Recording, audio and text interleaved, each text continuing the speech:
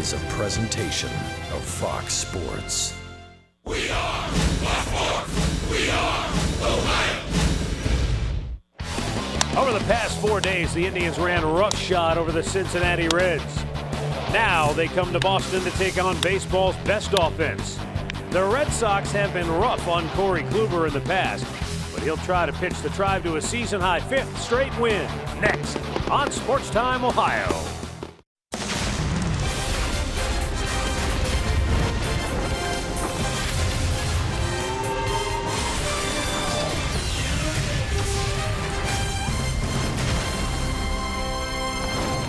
From Fenway Park in Boston on an absolutely perfect May evening, the Cleveland Indians invade for a 3-game series against the Boston Red Sox. Hi again, everyone. Matt Underwood alongside Rick Manning. These are the top 2 offenses in the American League. Boston number 1 in terms of runs scored. Cleveland right behind them there at number 2. Both teams come in hot, been swinging the bats extremely well of late, and both teams have tremendously talented young shortstops. Of course, you know Francisco Lindor for the Tribe, Xander Bogaerts for Boston. Yeah, we're not talking about Correa in this because there's so many good young shortstops in baseball. We get to see Francisco Lindor every single day, and he's a treat to watch, but Boston has their own. Xander Bogaerts off to another great year right now. He's hit second in the league in batting average last year. He's back at it again. He's third. And when you look at the numbers, very similar from both these guys, you know, as far as 2-hit games and home runs and runs scored, and that's their job. And boy, they make their teams tick. Jackie Bradley Jr., meanwhile, for Boston, is really on a roll. He's got a 24-game hitting streak, and now he's chasing DiMaggio. Not Joe DiMaggio, mind you, who has the baseball's all-time longest hit streak, but Dominic DiMaggio, who has Boston's best hitting streak at 34 games. And you look at the numbers he's put up on Arcia in the driver's seat. Well, and the amazing thing, he's sitting down in the lineup around 7th, and he's continued 24 games. And once you get to that 3-week mark, that's something very special. He's got 10 more to go to tie the record for Boston, and he's going to go at it. In Kansas City the other day in Game 1, he got a single in his last at-bat against Wade Davis. The pressure starts to mount with each game as we get closer to that 30-game hit streak mark for Jackie Bradley Jr. We'll be back with tonight's first pitch coming up, but first, Alan Jensen will rejoin us from the studio when we come back.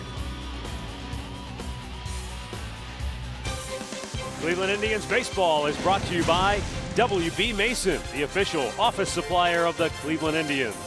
By McDonald's, I'm loving it. And by your local Toyota dealers, visit buyatoyota.com. Toyota, let's go places.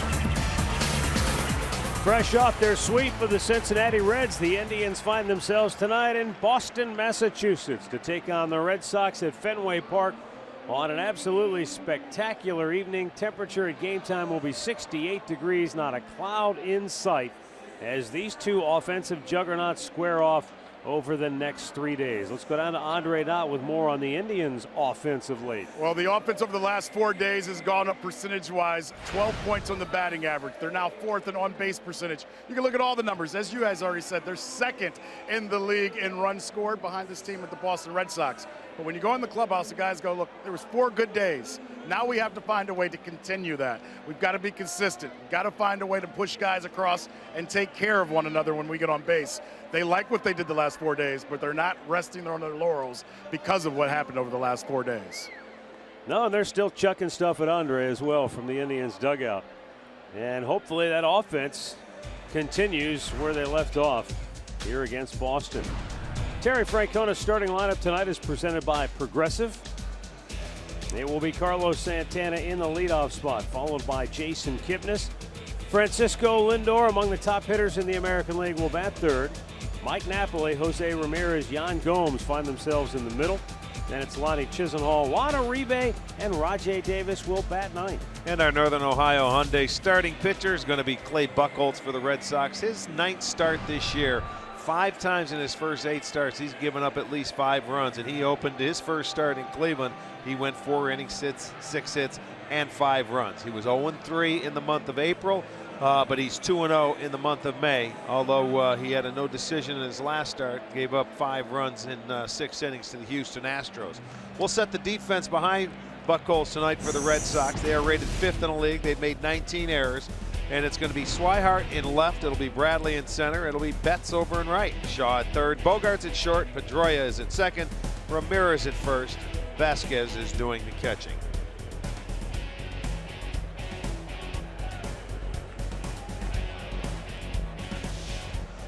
Chad Fairchild will call the balls and strikes. The crew chief, Jim Joyce, is at first base. Marvin Hudson at second. James Hoy down at third.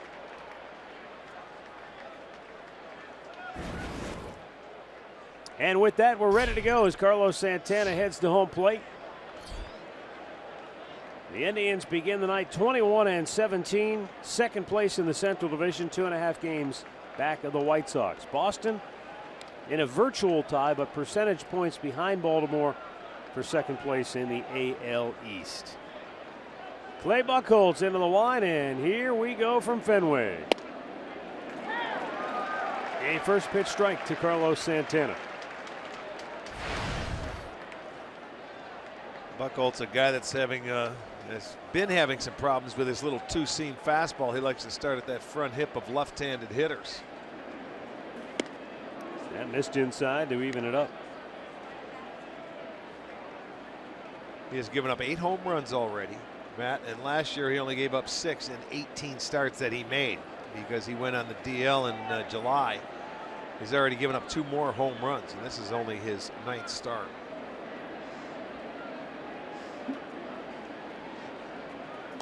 Yeah, Santana way out in front on that 79-mile-an-hour off-speed pitch. Yeah, the runs have come in bunches at times against Clay Buchholz. 5 times already in his 8 starts he's given up 5 runs. There's a high drive deep to left. Back is Swihart looking up as high off the green monster. And as it bounds over the head of Swihart, Carlos Santana easily into second base with a leadoff double. Well, and if you're a left-handed hitter, you don't have to worry about trying to drive it that way. He made a mistake by getting it upstairs, and you know, rarely do we see Santana go to left field, but look how easy that ball goes halfway up the monster. He gets him started off on the right foot. A double for Carlos, his 8th. So a very good start. That pitch was elevated, and left-handers can go off that wall very easily.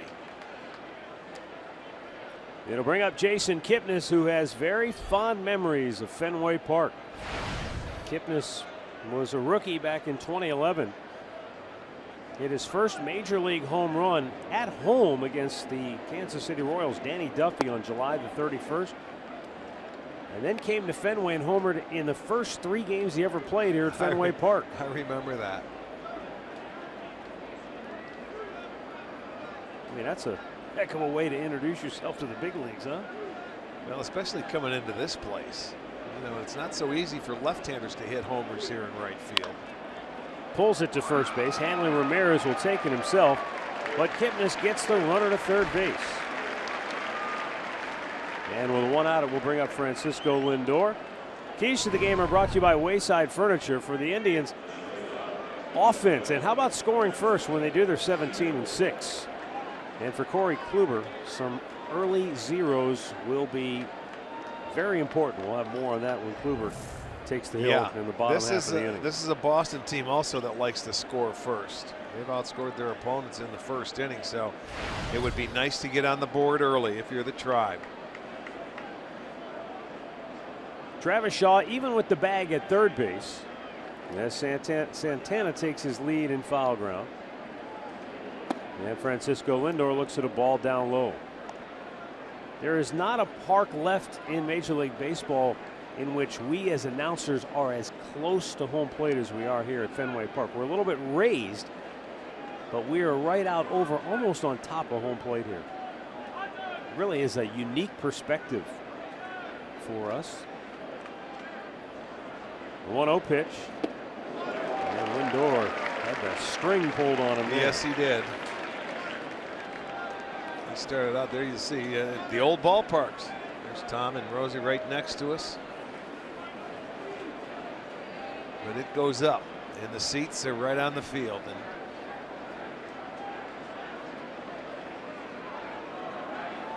now the 1-1. Down low.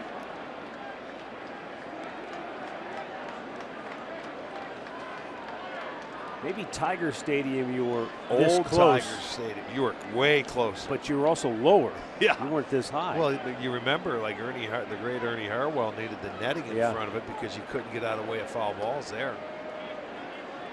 Much closer.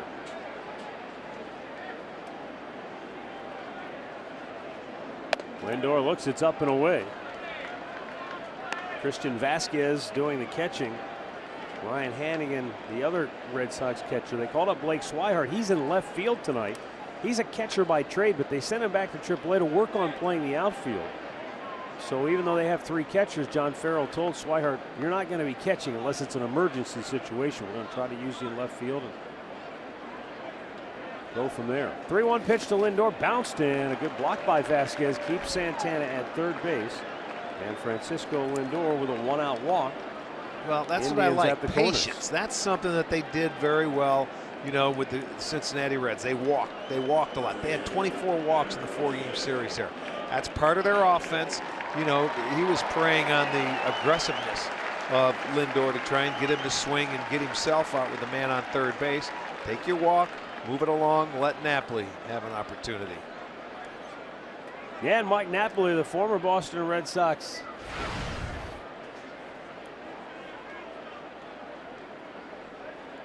We'll take a hack here with 2 on and 1 out.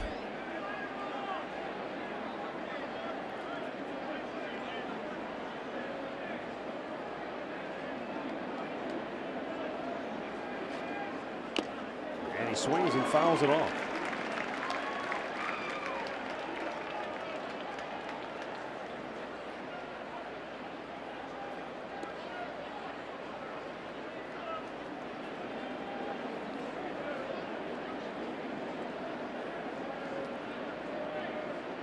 Napoli spent the 2013 and 14 seasons here and part of 2015 before the Red Sox dealt him to Texas last year. Napoli at 23 homers, drove in 92 when the Red Sox won it all in 2013. Followed that up with 17 homers and 55 runs batted in, and then last year got off to a slow start and never really got it going. But he rediscovered something when he went to Texas. Now finds himself here in Cleveland in the middle of the lineup. Taking a strike, it's 0-2.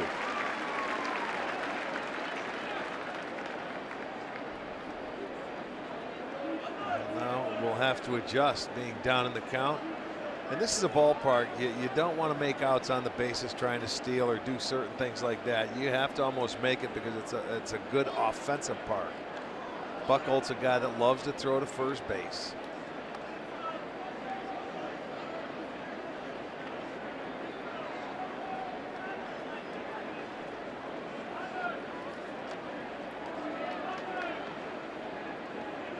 Napoli trying to battle from behind, 0-2.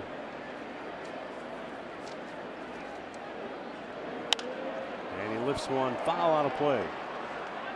Napoli a .326 hitter with runners in scoring position this year. 19 RBIs, 14 for 43.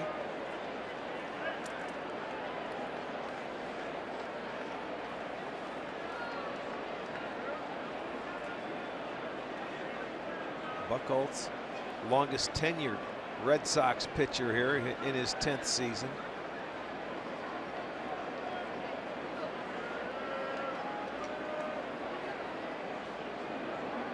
Runner goes, Lindor takes off for, and now the throw comes home. And we got Santana in a rundown.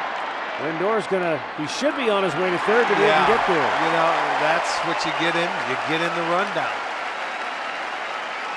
So I think Frankie had a chance to go to third base. He was unsure. But the minute they started chasing Santana back to the plate is when he should have been going to third base.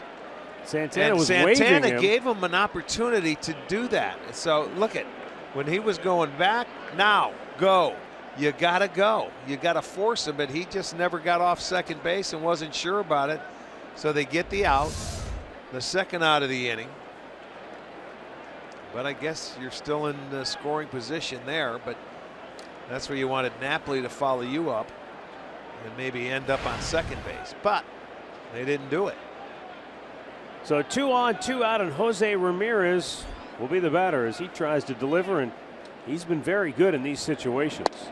Pitch is down and in, ball 1. Ramirez is batting overall .409 with runners in scoring position. But get this, he's 7 for 15 when there are 2 outs. That's the toughest hit to get, is the 2-out base hit. And that's all the strike. Ramirez not so sure, 1-1.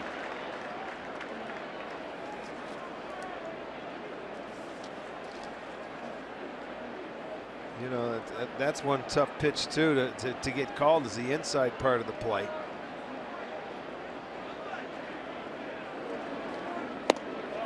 No, he did not.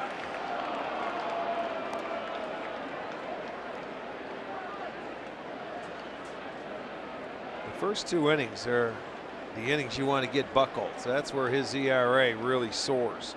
And then he has a tendency to settle down.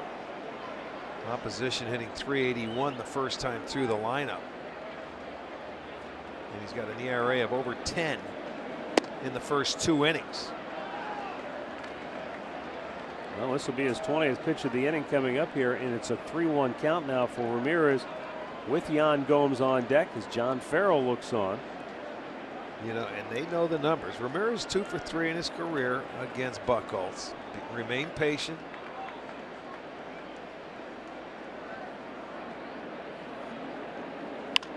And he popped him up into the infield where Pedroia makes the grab, and the inning is over. So the Indians get a leadoff double, but they cannot convert. And the Red Sox are coming to bat when we come back.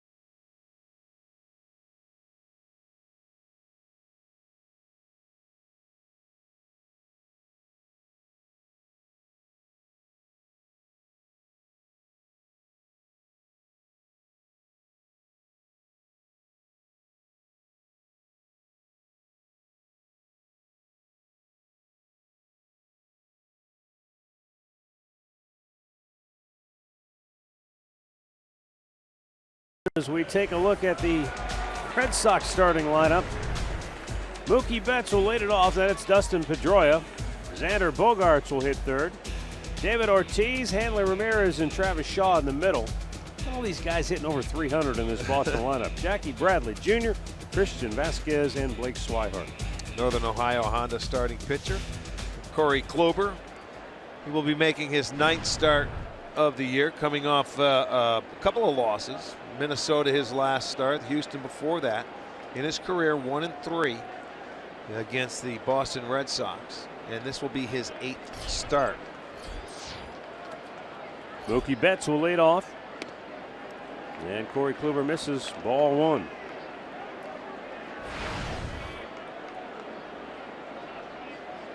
Corey's been awfully good against right-handers this year. They're hitting 190 against him.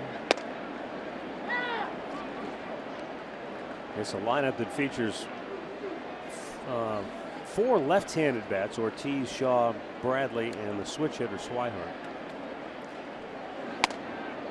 Check, that was awfully close, but it's now they appeal, and Jim Joyce says no, he didn't go. 2-1.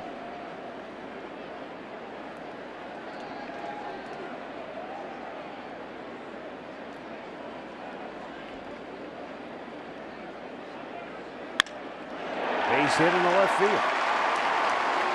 He goes to the wall, and Ramirez's throw not in time. It's a leadoff double for Mookie Betts, who almost slid over the bag. And the Red Sox off and running. Yeah, back come the Red Sox with their own leadoff double. That ball, Kluber had a lot of the plate, and this is a team that, the Red Sox have been playing very well here at home. Their last 9 games here in this ballpark, 6 or more runs, 11 or more hits.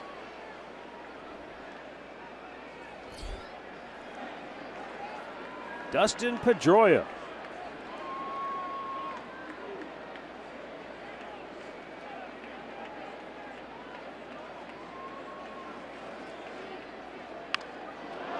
Bunts it, gets the runner to third as Napoli will tag him out. Let's check the Indians defense, brought to you by Jeep. Looks like this. It's going to be Ramirez in left, Davis in center, Chisenhall over in right, Uribe at third, Lindor at short, Kipnis at second, Napoli is at first, Gomes doing the catching.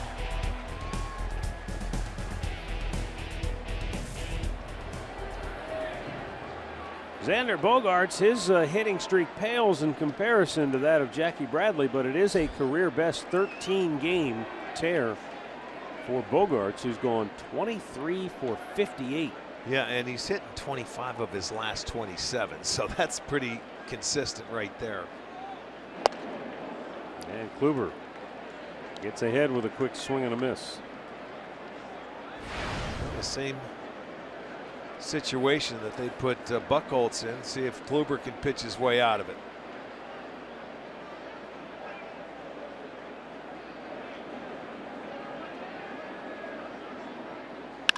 Right back to him, but it goes off of his glove, and Lindor's only play is at first. So that cost him a run as the Mookie Betts comes home and Boston takes a 1-0 lead. Yeah, the only way is if Kluber catches that ball, and that was hit pretty hard right at him. It deflects, and Lindor made a beautiful play just to get the out at first base and take a hit away from Bogaerts.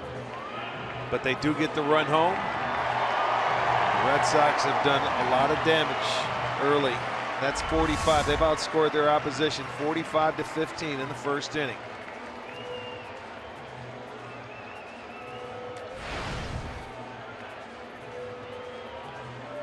Well, here is David Ortiz in his final season, and having a terrific farewell campaign.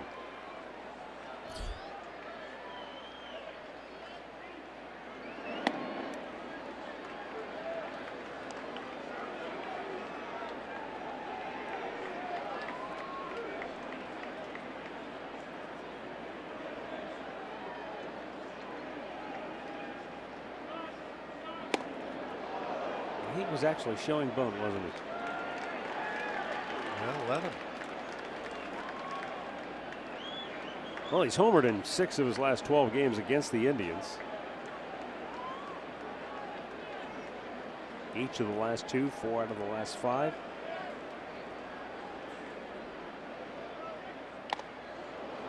And then a good pitch from Kluber. Runs the count to 2-1.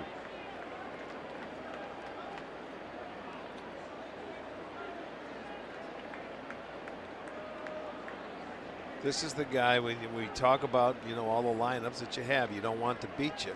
He's still a very good clutch hitter at his age. And he has had a number of walk-offs for him already this year. I watched him one time beat Houston. He tied the game in the 9th and won it in the 11th. But you pitch around him and you still have some people to deal with.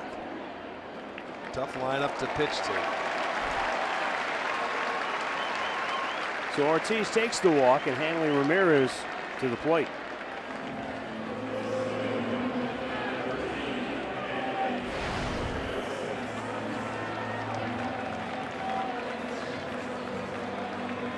Ortiz gives Napoli a big hug around the neck down at first base. He's like Miguel Cabrera. They have fun playing the game of baseball. They're out there. They're always joking around. They take it serious, but they enjoy the game.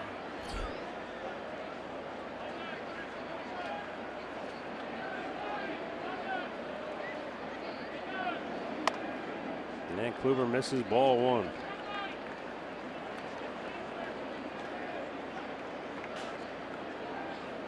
This is a count against hitters, which has given him a lot of trouble early in the year. On a 1-0 count, hitters batting 9 for 17, including 3 doubles and a triple. Yeah, well, they know how aggressive he likes to get ahead in the count, and that happens to a lot of pitchers. And Ramirez was on it, but fouled it back. You know, as many strikes as he likes to throw. If you miss with that first one, they know you're going to come back with something pretty good, so you better even be a little bit better with that second pitch if the first one's a ball. And then when you get to the 1-1 count, not a lot of balls put in play, but when they are 5 for 9 with a home run against them.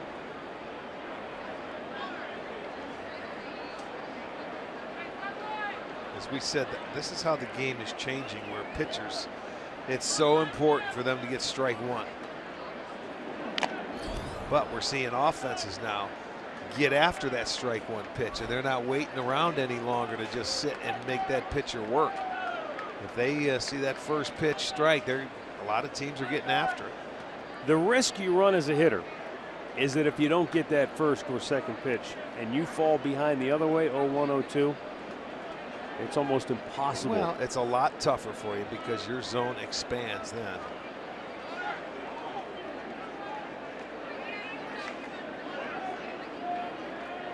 The 1-2. And Ramirez plugs it right up the middle. So Kluber gives up the 1-2 base hit, and the Red Sox keep the line moving, and it brings up Travis Shaw. It goes to show you the kind of hitter Ramirez is. This ball is off the plate. He hit that ball around the trademark. That wasn't even a strike. And Kluber on the 1-2 count, that's how good this team can hit the baseball. Ramirez found a hole, took it right back up the middle. I don't know if he broke his bat. It may have. So they come out with a 2-out base hit. It's going to make Kluber continue to work.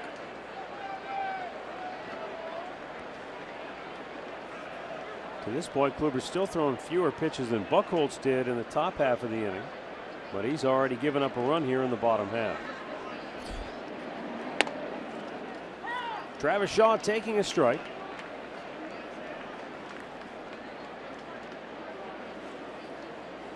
Shaw has 15 hits in his last 39 at-bats. Well, here's a guy that just always seems to kill the Indians since he came up to the big leagues last year. He's hitting every game against them. 433 average and only 30 at-bats. He's 13 for 30. This year, he's 3 for 7. Just a modest 3 for 7. He's played 8 games against the Indians. He's got a hit in every one of them. And he uses the whole field.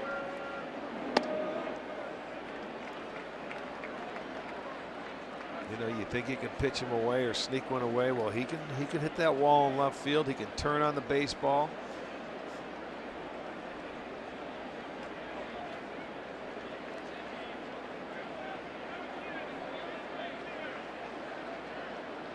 The 1-1. In the air to center field off the end of the bat. It'll be a tough play here. And it's Lindor who makes the over-the-shoulder running catch to end the inning. I thought Davis was going to have to get it. Well, Frankie gets him out of the jam, but the Red Sox strike first. They lead it 1-0.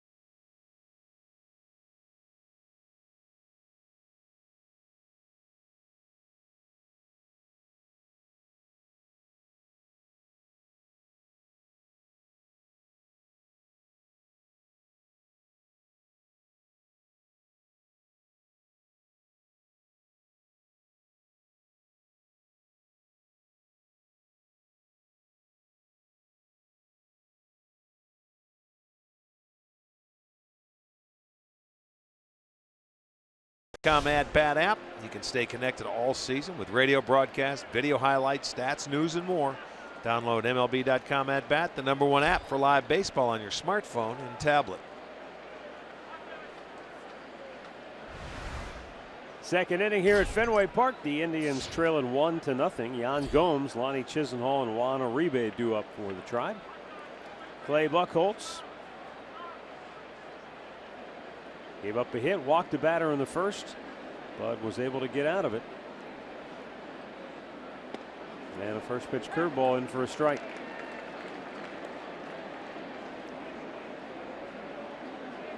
Boston has won 8 out of 11 to get to 25-16 on the year.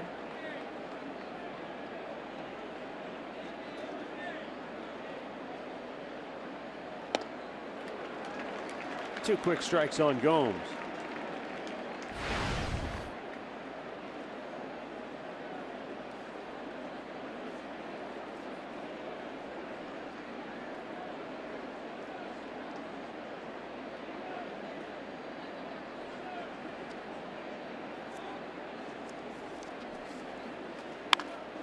Out in front of it, pulls it foul into the Indians dugout. Buchholz in his career, making his 7th start against Cleveland. His record is 2-1 and an ERA 4.91.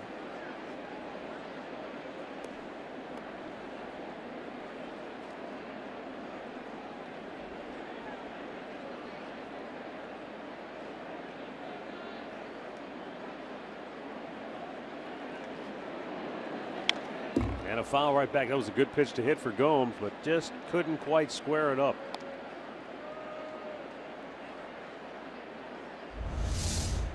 Another look at it. They want it away. It comes right back over the heart of the plate. Well, that's what sometimes you can get away with when you're down in the count 0-2, because you want to protect for that slow curveball. It's about 75 or thereabouts. So you're in a protect mode more than you are being, very selective. Missed off the plate. That's where he wanted it the previous pitch. This time he hits the spot. Hits a spot for a ball, and he got away with one that was a strike.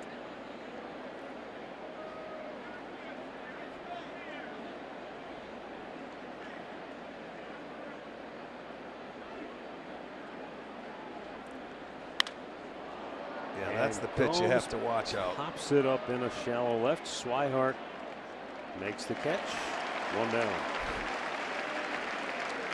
Well, for the Red Sox, if you want to talk about how good their offense is, and statistically it's the best in baseball right now, then you have to talk about the pitching, which is statistically average at best right now. Their starters ranked 9th in ERA. The bullpen's a little better than that, ranked 5th. But overall, top to bottom, the staff is 9th best in earned run average. And for John Farrell, the question is that good enough?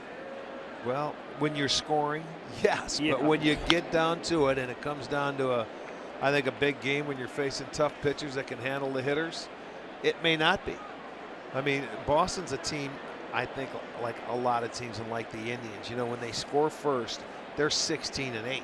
But the Indians have even a better record. They're 17-6. So the key is get that lead early, and then they can be a little more aggressive offensively. They can turn it over to their bullpen. They have a good closer. A couple of veterans coming in late in the ball game. What's got to be puzzling for pitching coach Carl Willis is that while Clay Buchholz has been and will continue to be probably enigmatic, you've got guys like David Price, who they gave front of the rotation starter money to. Right. He hasn't been that good, but Rick Porcello has probably exceeded expectations. He's been their best this year. And Stephen Wright, the knuckleballer, the former Indians farmhand, all of a sudden he's kind of put himself into a big role in the rotation. Well, it's funny you say that because we won't see Price or Wright in this series. I'm thinking we'll see Kelly tomorrow. He's on the DL now, right? Where they have to bring him off, or I believe that's what they'll have to do. Yeah, they would do that. And Porcello will be Sunday. So this is, there you go. Smash up the middle. Pedroia with a sliding stop, and he throws him out. Dustin Pedroia with a terrific play, going up the middle, made the stop, and then quickly to his feet. Knew he had time with Uribe running, and he one-hopped it right to Ramirez.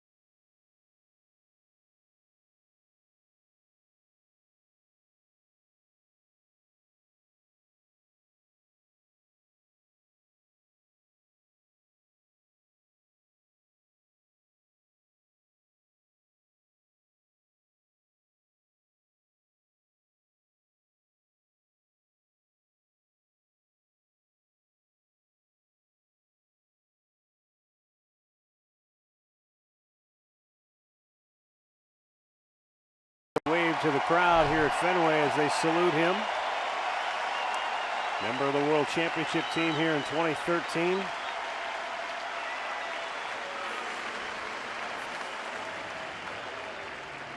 For a fan base that suffered for many, many years, from 1918 until Terry Francona arrived on the scene,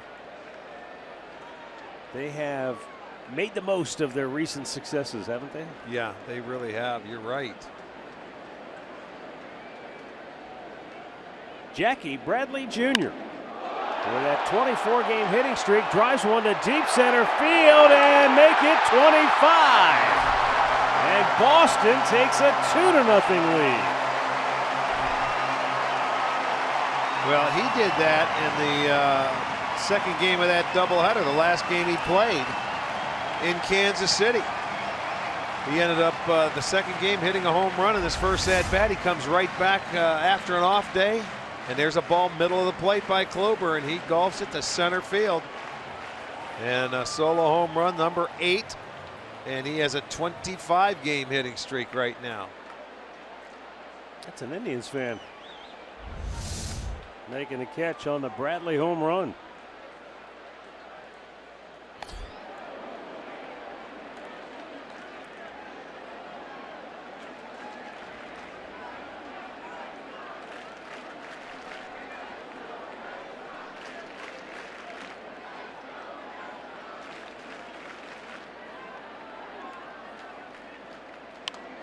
Fouled back by Christian Vasquez.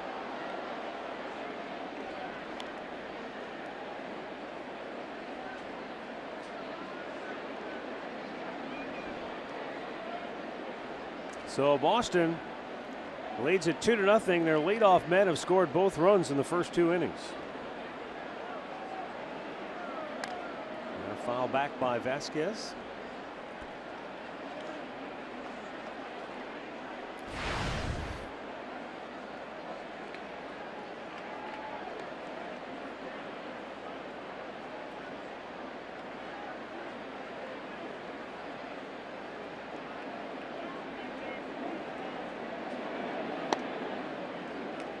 Wow.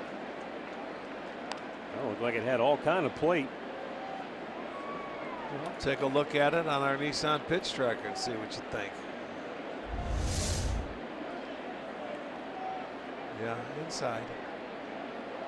That home run by Bradley, though, you saw the stat, 20 consecutive games they have homered in. Kluber gets his first strikeout, 1 down here in the second inning.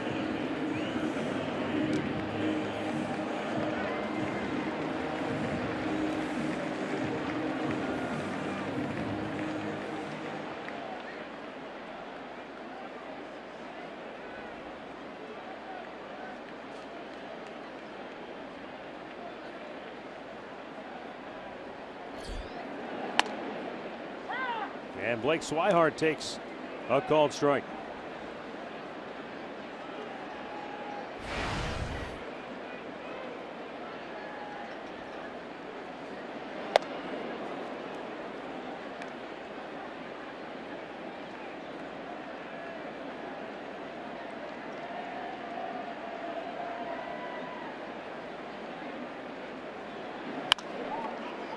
Big bouncer to first base, and Napoli will take it himself. With those 20 straight games that they've hit a home run in, that's the longest streak, I believe, now in Red Sox franchise history. It was tied for the longest coming in. But more importantly, Rick, Boston, you talk about a homer binge. They've hit 37 home runs in their last 24 games now. Yeah, they've been on a roll. Chili Davis, their hitting coach. Remember him as a player, very good player for the Giants, Twins, the Angels, switch hitter. They're on a roll. I mean, they're first in batting average. They're coming in as a team 296. First in runs at 240. First in doubles and triples. They're 6th in home runs. That's number 50 for them now as a team. But boy, they find a way to hit the ball, put it in play, and on base percentage, just about everything. And also, by the way, they're 2nd in stolen bases. They've stolen 31, only been caught 3 times. And a base hit into left field. So Mookie Betts is 2 for 2. It's already 4 hits off Kluber, with 2 outs here in the second inning. Stat of the game brought to you by Buick. Red Sox lead the league in batting average, runs a game, doubles, triples, on base percentage. Yeah, they're a high potent offense. You've got to do some kind of job to slow them down. And I think when you look at some of the pitches that Kluber's made, the ones that have gotten a lot of plate, they've hit very hard. They don't miss a lot of pitches. You know, this used to be a Red Sox team that would make you work. You know, they'd foul off pitches. You'd go to a lot to deep counts. These guys get after it. These young hitters they have now. It's a little different style Red Sox team than they used to be.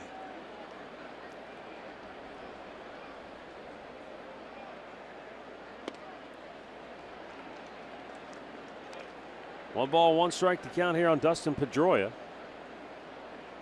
Surprisingly, the team that leads baseball and home runs is the Tampa Bay Rays. You could win a lot of money on that bet, couldn't you? Steven Souza Jr. is homered tonight for the Rays. They lead Detroit 3-0 in the second. I think that's 59 home runs for the Rays now. now. You certainly wouldn't think that when you're talking about home run hitting teams. And when you talk about parks in the American League East, they probably have one of the tougher ones to hit it out of. There's a lot of good hitting parks in the American League East. In the air, right field, shallow. Chisenhall in and makes the catch. Boston puts another one on the board. Jackie Bradley Jr. extends his hitting streak to 25 games, and Boston leads it 2-0.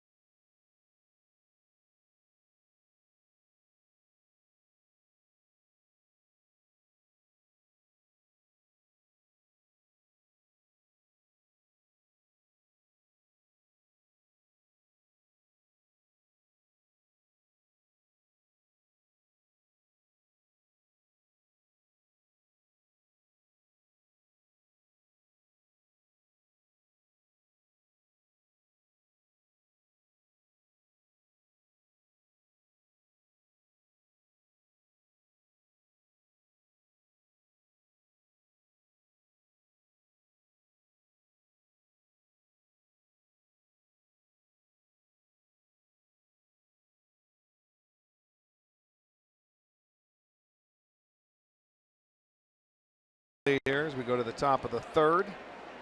Clay Buchholz going to face Davis, Santana, and Kipnis. They're having some fun out here in Fenway tonight.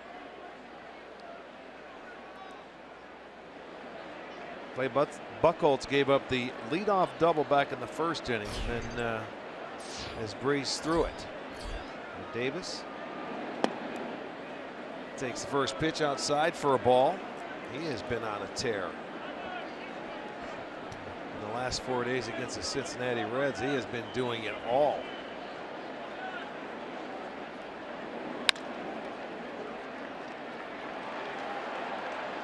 He beat it. He beat it down the line. I think he would have been safe anyway with that throw Bogaerts tried to make. It pulled Ramirez off the base, and he will go sliding in there safe. See how the throw pulls Ramirez off, and yeah, he could have never tagged it. So they will give him a base hit on that ball. So the leadoff man aboard.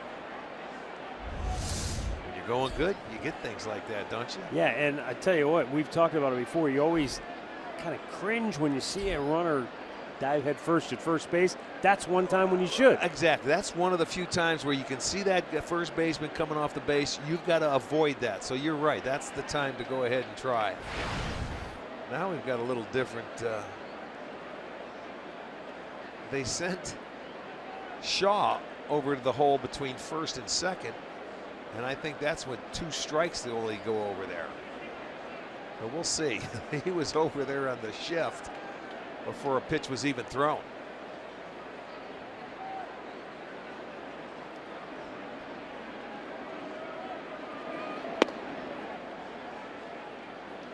Inside ball one. I think we'll see Shaw go over there with 2 strikes if it gets to that point for Santana, who doubled off the left field wall in his first at bat.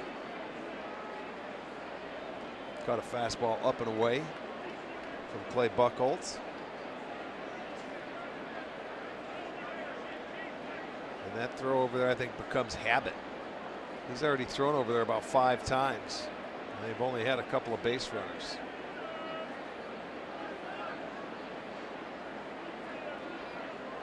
See if the Indians can cut into that 2-0 lead here.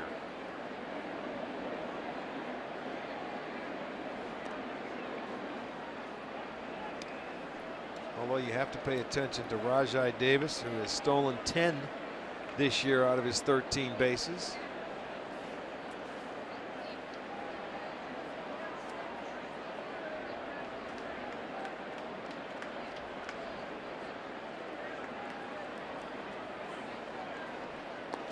Missed again.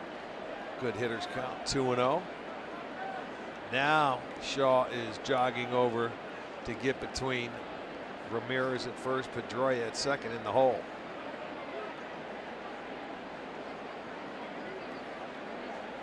We see a few teams make the shift that way, where they send the third baseman over to the right side of the infield instead of just pulling the shortstop over.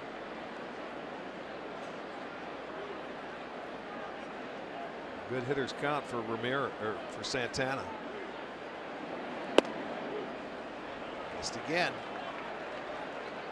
3-0 count. He doesn't want much to do with Carlos Santana, although he has had his way with Buchholz in his career. With that hit coming back in the first, he is now 4 for 8 with a homer and 4 RBIs.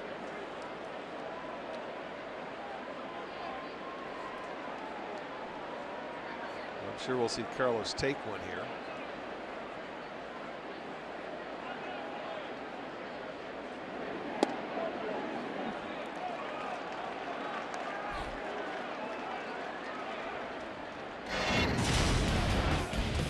Our great clip of the game from last night, Carlos Santana, he teed off against Cincinnati. A 2-run homer, and then a 2-run homer. Yes, that's not a replay. Yeah, good night for Santana. And he's been on both times tonight. So Indians with something brewing here. First and second, nobody out.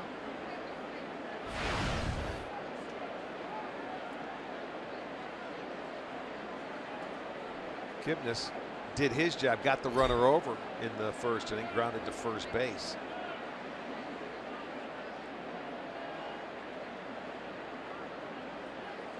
And Kipnis socks one deep down the right field line. If it's fair, it's gone. It is a 3-run homer for Jason Kipnis. What is it about this ballpark? He loves hitting Fenway.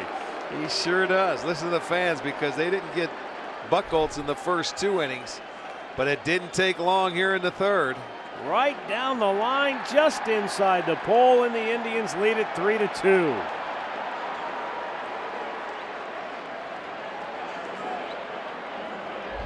Boy, Jason Kipnis, his 6th home run, and Cleveland jumps up top now. And that was right down the line, but it was a no-doubter. It wasn't hooking around pesky pole. That one got out of here. Buchholz hoping it went foul. It did not. That's his 9th homer allowed this year. Redbird says 6th home run for Kipnis here at Fenway. It's the most he's hit in any visiting park.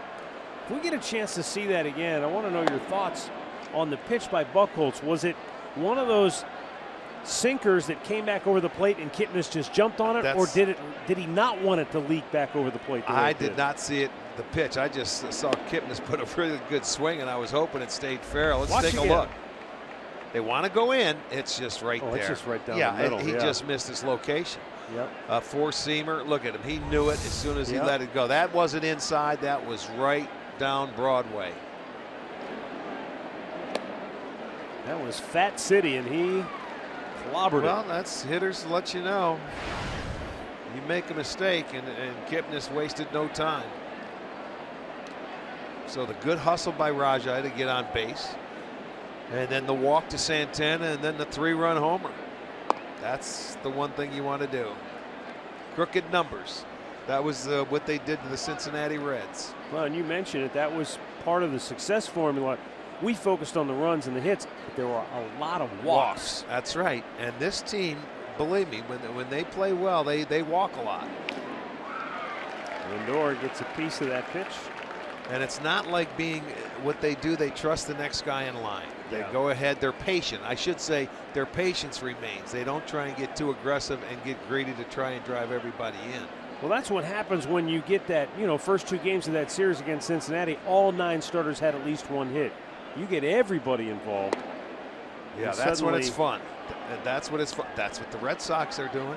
And in the streak that they've been in, and the Indians are doing the same thing. Indians averaged 6 walks per game in their last 4, all against Cincinnati. 6. Already have 2 tonight. And Lindor watches one bounce in the dirt in the second walk of the inning, as the Boo Birds already out here at Fenway, because Buchholz has not retired a batter, and that's going to send Carl Willis to the mound. They know his history. The long ball. He's given up 9 now. And that's 3 more than he's given up all last year in his 17 starts. And you can see the Indians' numbers over the Cincinnati, that 4-game winning streak, 43 runs. And innings of 2 or more runs. 11 times they've had, a crooked number on the board. But to go with that was the 24 walks. So you're hitting, you're also walking, so there's constantly base runners. And they've been doing a nice job with runners in scoring position as well. And all of a sudden, Clay Buchholz has made 45 pitches now after breezing through the 2nd inning. The Indians have put the pressure right back on him here in the 3rd. I told you, to start the game in the first 2 innings is usually when he gets hit. His ERA is over 10, and then it comes down to a mere 340 after that. Well, the Indians got 3 on the board here in the 3rd, and they're not done yet without an out. And Mike Napoli looks at a ball down low.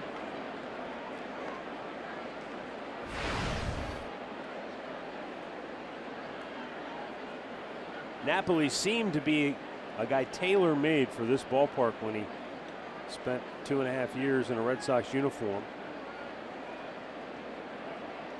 Pepper that wall and left. Lindor takes off. Here's the throw, and a good one, but the ball skips away, and Lindor's going to go for 3rd. He knocked it right out of the glove. He sure did.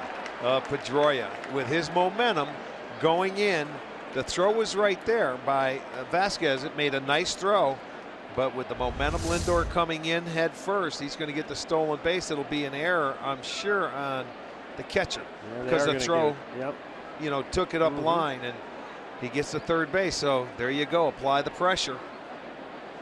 That's one of those plays, though, Rick, where that is a fraction of an inch from being an out, and now it ends up an error. Yeah, well, you know what? For me, that should be a team error. Yeah. That should be a team error. Nobody should be, penalized because of that. Yeah, exactly. Infield in now for Napoli, except for the 3rd baseman Shaw, who plays back. And Nap fouls it back. I don't know if baseball will ever do that, change it, but there's certain times where you can't. It's tough to give one guy an error where the ball goes off a runner. So one of these years they'll have a team error. Well, there's the speed factor, though, that Lindor can create for Cleveland, and on the verge of getting another run home. If Napoli can find a way to get him home from 3rd.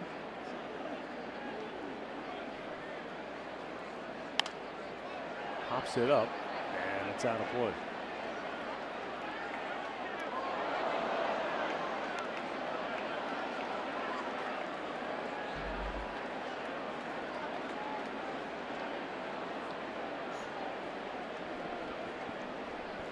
Shaw taking a few steps back at 3rd. His thinking is, if Napoli hits one hard, he wants a couple extra steps, and it's not going to really hurt him. If he dribbles one, well, then he's going to score anyway. Yeah. That's a pretty good outlook if you're a 3rd baseman with Napoli. And Buchholz strikes him out. That is a huge first out for the Red Sox right-hander. Well, it's going to be Sugardale Dollar Dog night when we return home. It'll be Friday, the 27th. The Indians will host Adam Jones and the Baltimore Orioles. They'll come in for a weekend series. Plus, fans can enjoy $2 Miller Lights from 5 to 7 in the right field district, and post-game fireworks to follow. Visit Indians.com for the tickets. Infield still in. Jose Ramirez, the batter, and he pops one in the air to center field. Should get it done. Lindor tags. Bradley's got a good arm. The throw is in time. No, he calls him safe. Look at Lindor's punt. Safe is the call. It looked like Vasquez had the whole plate surrounded, and somehow Lindor got the hand in there before the tag. Torey Lovullo's on the phone. The Red Sox might want to challenge here, and now they say, nope, don't even bother. You know why? We're behind the plate, and that's why it's tough to see when you're behind. He must have got his arm in, and Vasquez was behind the plate. Great throw. Look at. Yep, he never. Wow. Yes, that's a great call by the umpire. He waited and he saw everything. He's in perfect position, and again, here comes the arm from Lindor. He pulls it away. That is a great slide, folks. I mean to tell you. That was a great throw, great slide, and not much Vasquez could do. And Jose Ramirez ends up with an RBI on that. Yeah, he's the beneficiary. Let me just say this, too, though. I agree with everything you just said, but I don't ever want to see Lindor do that again unless it's a World Series Game 7. Well, I know what you're saying there. Man, that you just go headfirst into a catcher. Usually bad things happen. Yeah, but you know, he was back far enough. That. I guess nowadays you can't block the plate like you used to be able to. True. Because if you come in head first, they used to bury you with their shin guards. Yeah. But you got to give him a little plate, and his momentum was carrying him back a little bit. Lindor always pulls that right hand back to, you know, take something away from the catcher. That was a beautiful slide. And I know what you're saying, because you can't get injured going head first at home plate. I mean, it might not even be something that's intentional. Just out of instinct, the catcher drops that shin guard down on your hand, and then, boom, Well, you're out for. I would do it knows if I how was a long. catcher. I would do it if I was a middle infielder and they come in going head first into second base on a stolen base or something like that. Now the 1-2. And a sky-high pop-up on the infield. Hanley Ramirez makes the play as he almost ran over Dustin Pedroia in the process. The Indians come roaring right back. Jason Kipnis with a 3-run homer. And then Lindor steals a run on a brilliant slide, and it's 4-2 Cleveland.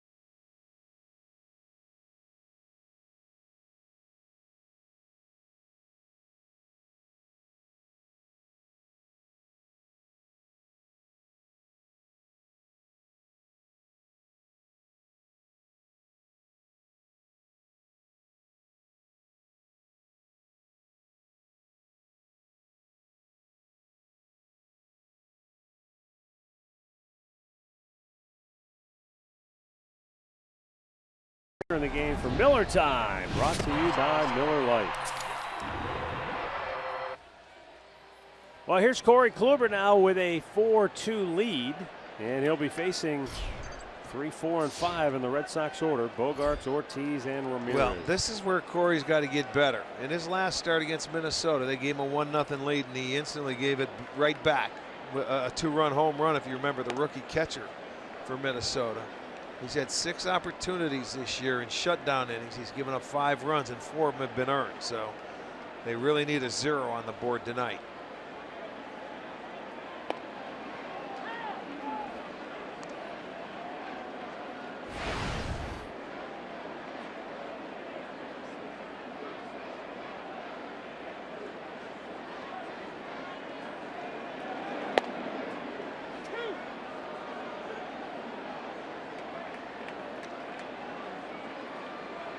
One ball and 2 strikes. The count here on Xander Bogaerts, who picked up an RBI on a ball that he banged right back at Kluber his first time up. Almost chased after it.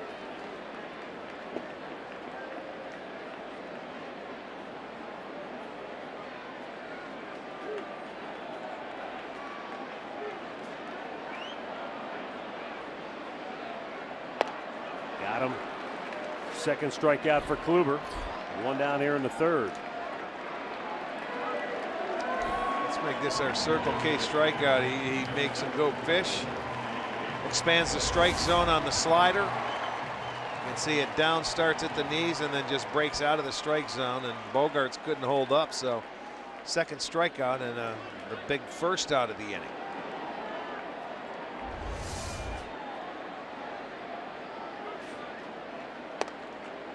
David Ortiz takes a fastball strike.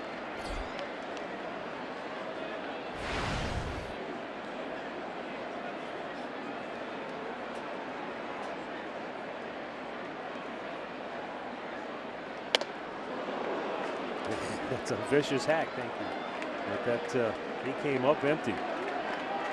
0-2 the count as Ortiz, who walked his first time up, is in an unenviable position. Batters are 1 for 21 this year against Kluber when they're 0-2. Well, he can, work a couple of pitches. See, Ortiz now, he feels he's a better hitter now at 40 than he was at 30, knowing he can hit, set up pitchers and knows what he wants to go after. Even though the bat speed may not be the same, but he's you just have to make quality pitches to continue to get him out.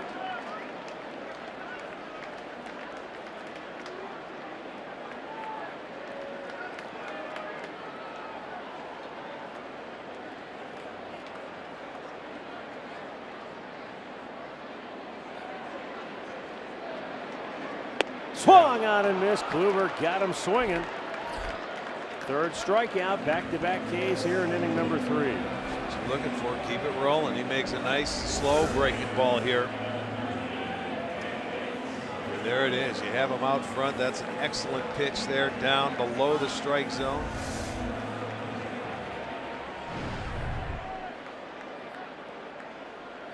Corey Kluber midnight Navy jersey giveaway, and it'll be Saturday the 28th.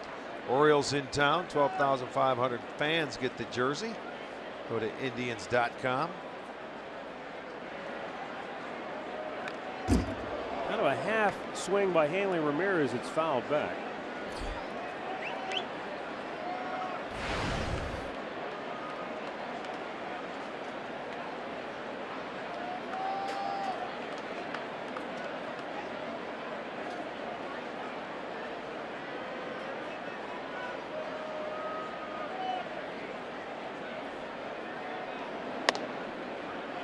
And Corey Kluber feeling it here, gets quickly ahead of Hanley Ramirez. 0-2.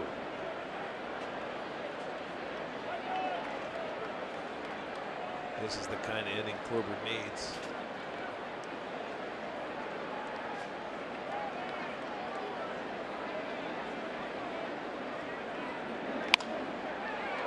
Napoli has a kick away. Can he recover in time? No. Yeah, he couldn't get anything on the flip. Kluber was there. If Napoli could have got that ball, maybe he was falling down as he tried to flip it, though. Tough play, he didn't catch it. And it could have been a nice quick inning had he caught the ball. We'll see how they score it. But he does beat it out by the time that Kluber could get it.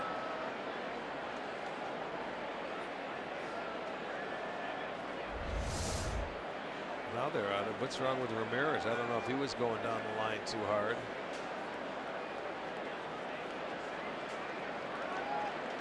Seems to be okay.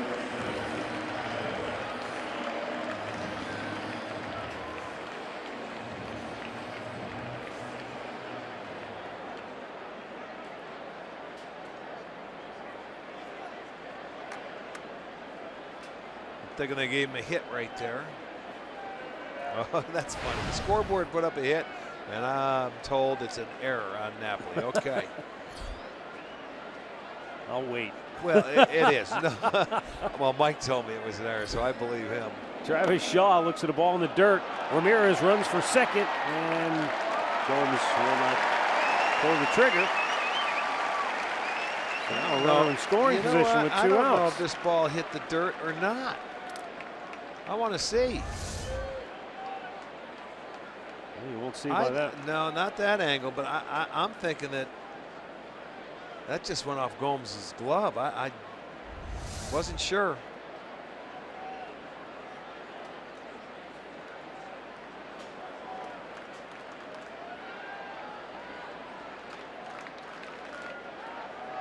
Well, if anybody got a good look at it, the official score, he had to weigh in on it.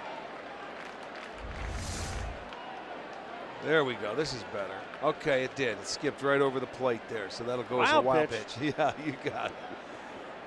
That's the angle I needed. Well, now Travis Shaw, after it looked like the Red Sox were going to be retired quickly here in the inning, he's got a chance to tie the game up with one big swing of the bat, and he's got plenty of pop. He's got 6 home runs on the year. But Kluber got him to pop up on the infield his first time up.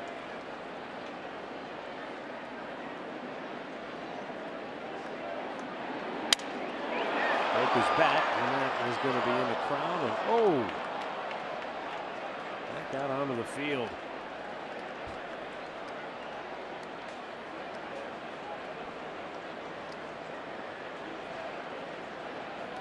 Well, the Red Sox are going to get an extra out in this inning, and hopefully you can keep them off the board. You don't like to give up free runs in this baseball park.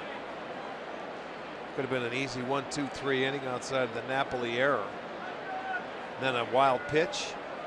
You don't want to give them a gift. They're too good of a team. Each team with an error so far tonight.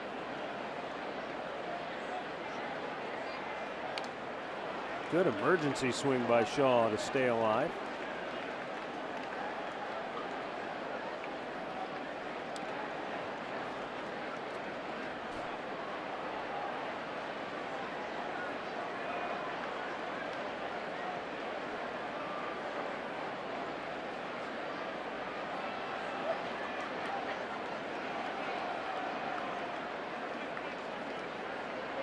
And now the 2-2.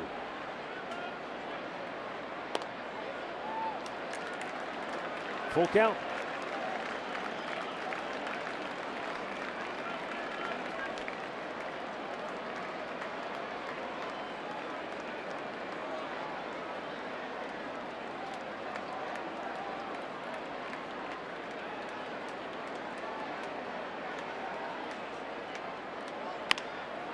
Shaw weakly taps it to second base, and Jason Kipnis will take care of that to end the inning.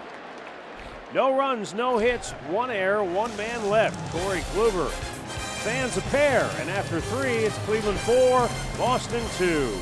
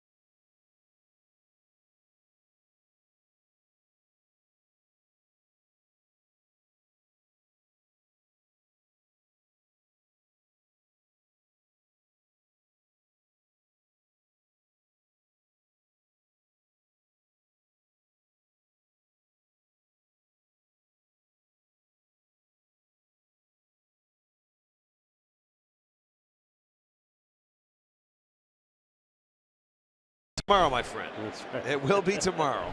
We won't see it tomorrow, though, will we? Because Yes, 7 we will. o'clock game. We'll see it. Or 4 o'clock game. It'll be done by 7. Well, I'm going to the top of the hotel. Hey, grab your friends and grab a $13 district ticket presented by Sports Time Ohio, and your first drink is on us, but it's only available at Indians.com/district ticket. That doesn't make it any difference. You thought it was full last night in Cincinnati, like and it. it's Yeah. going to look just as good tonight. That's right. But the official, Is tomorrow night. right? No signs of the move. Must No, be behind let's us see. tonight. There. Well, it's right there. Bingo. That was behind you. Lonnie Chisenhall taking a called strike. He flied to left his only time up.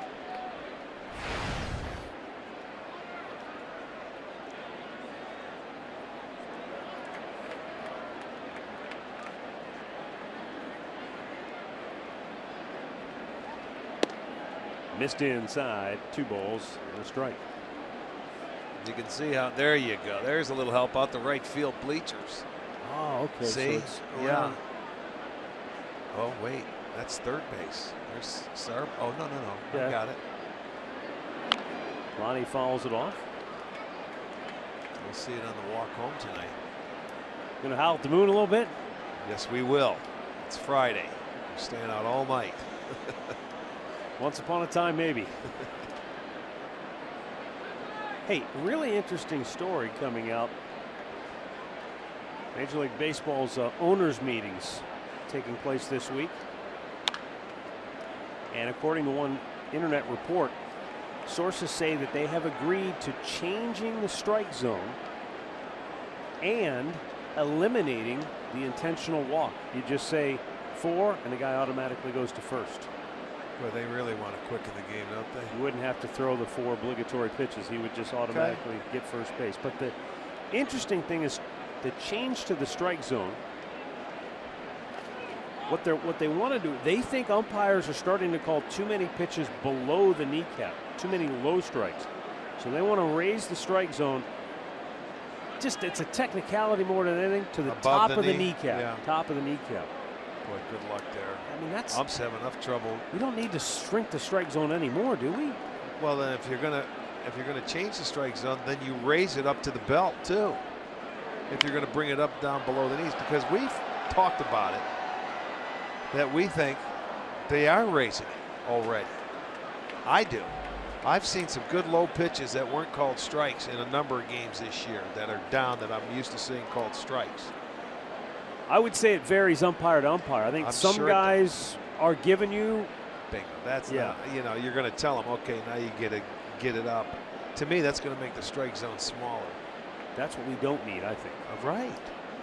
Make it bigger. That's how games will move.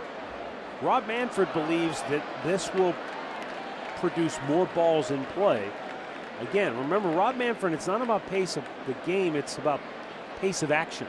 Right. He wants more Gotcha. action. More balls in play equals Well, more that'll action. put more balls in play because that'll shrink the strike zone, in my opinion. Just thinking about it right now. That's what he wants. I don't think pitchers are going to be happy about Probably that. not. Lonnie Chisenhall out looking. Second strikeout for Buchholz.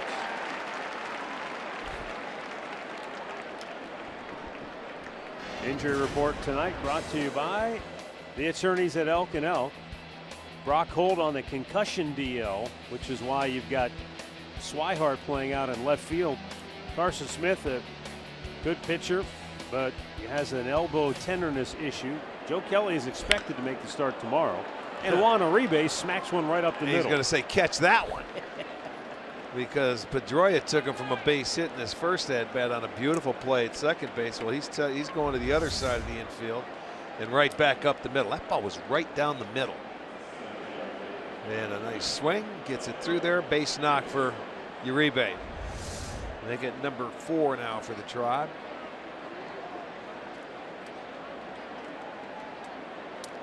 Yeah, now Rajay Davis, who started the Indians 4-run third when he reached on an infield single.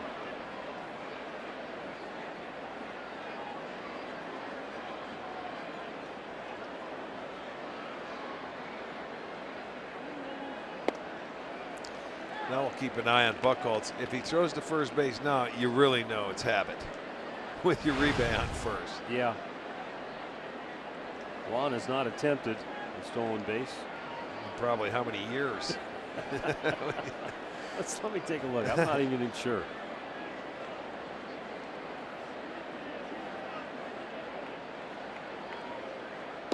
And Rajay checks. It's a little bit low. No stolen bags with the Mets. He had one each with the Braves and Dodgers last year. None the year before that. 5 in 2013, none in 2012. He's on an every other year program. Okay. And since he had 2 last year, I'm guessing probably we won't see one this year. No, Big Poppy's not going anywhere. And Rajay fouling it back.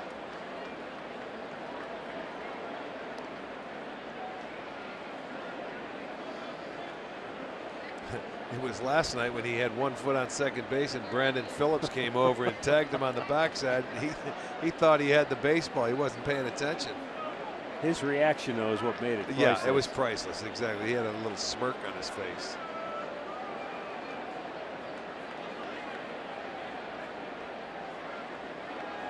The 1-2 pitch. Hit him. I guess it got him on the hand. He started to swing. I thought it hit the bat, and there comes John Farrell. You know, he started to swing at it, and you could went, tell it was around. painful. That's what they were going to ask. No. Oh yeah, that would be strike 3, unless it's part of the bat. And he never didn't catch it, right? It got through. Oh well, yeah. Well, you know, wait a minute. It's a good point, because if anything, it's a foul ball, right? Your hand's part of the bat, I guess, but then they'll say swing. Let's see here. You can tell it hit because he was jumping in pain as soon as I know he started to swing. But I think he'll still be at the plate.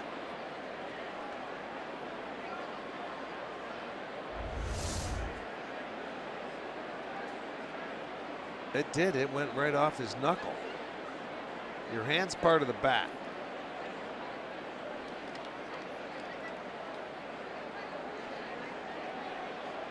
Looked like it right off the right hand. Home plate umpire says go ahead, it hit you in the hand, and now Jim Joyce is explaining it to Terry.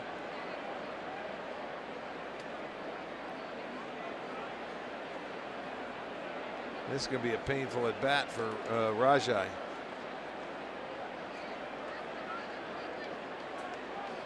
So he's got to come back, get his bat.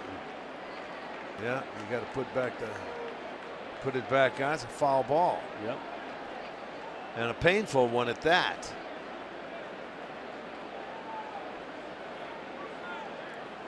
Now the umpires are all getting together.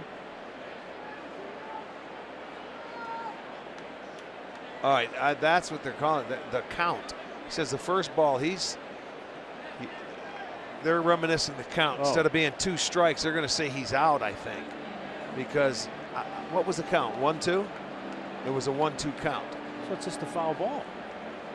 Well, look at Johnny's perched. He's ready to jump. You would think, I would think so.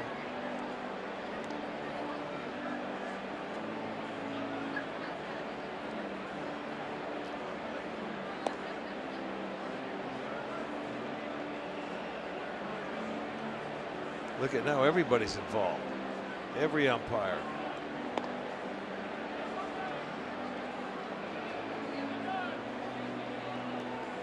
Unless they're saying it's not a foul ball, he swung at a pitch that just hit him. That could be. Then he's out.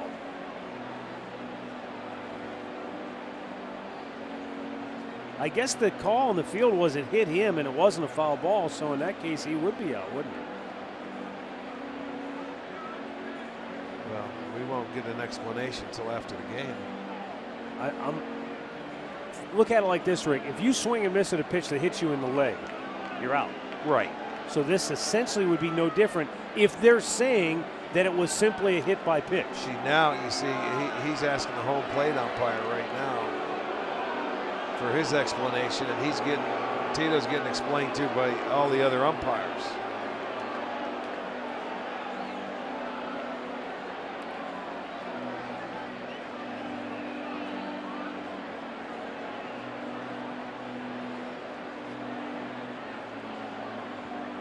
Rajay's right there. He's listening. He's in tune.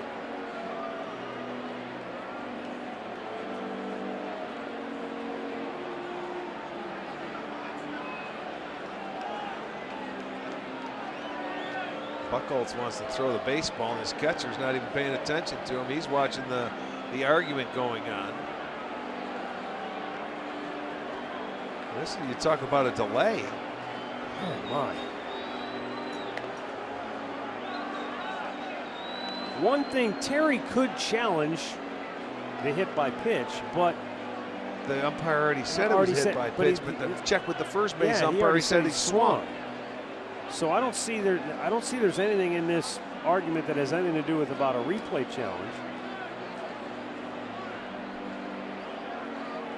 Terry's not happy about it. No, that means Davis is going to be out. Well, and he'll have to go explain it to everybody else. So that's going to go as a strikeout.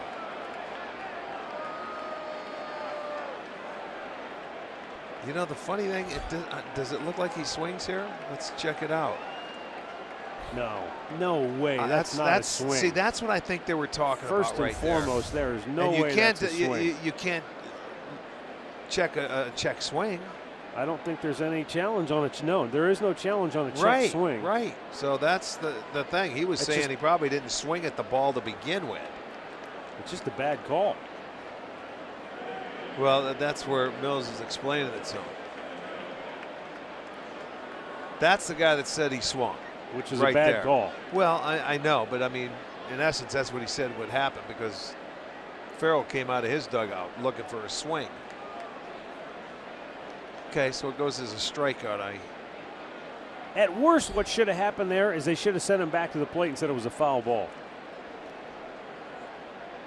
But they said it hit him. And then the first base umpire said he swung. So well, the home plate umpire said it hit him. Yeah. The first base umpire. And the way Rajay reacted, I'm guessing it did. Oh, it hit him. He wasn't faking that. Yeah. All right, so it's 2 outs now.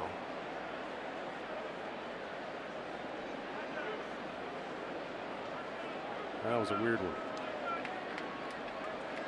That took way too long. Exactly.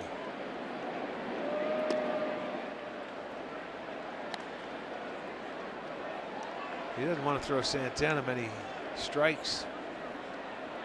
They get to that 2-0 count, and then they throw Shaw over to the right side of the infield again. Carlos hit one off the green monster his first time up. That was a thing of beauty. Walked in the third. And now takes another ball, 3-0. Well, when he's trying to throw Carlos inside, if he misses, he doesn't want to miss out over the plate. So he's making sure he gets it in there, and he's just not hitting with it. Because Carlos took a fastball up and away off the monster that first time up, but then you've got danger on deck. You got Jason Fenway. There's a good pitch.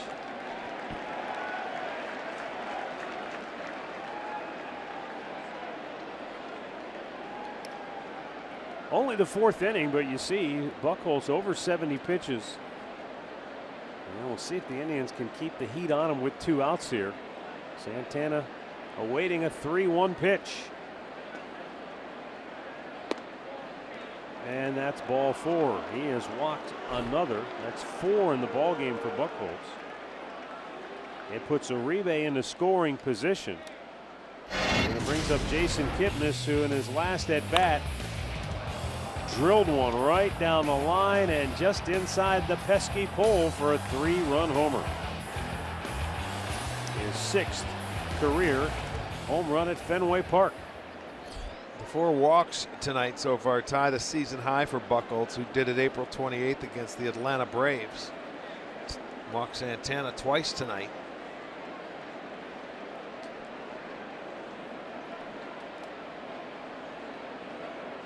And Jason Kipnis with the big hit of the ball game for the Indians.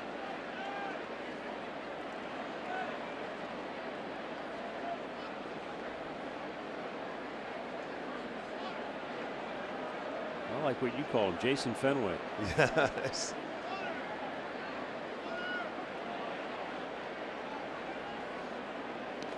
Oh, what a block by Vasquez. Those are some of the tough ones to block for a catcher because once it hits the dirt, You're just hoping it hits and stops in the chest protector. And you know, he looks like a short guy. He just moved over. He didn't get up and get on his hunches. He just kept it right down in front and held on to it. That really is a nice play. Those go unnoticed on the scorecard for sure. On the line, but it's going to slice out of play. Maybe, and I say maybe 2 feet of foul territory down the left field line once the stands jut out. Yeah, there's not much. Same thing down the right field line after a while. A lot of nooks and crannies and angles in this ballpark.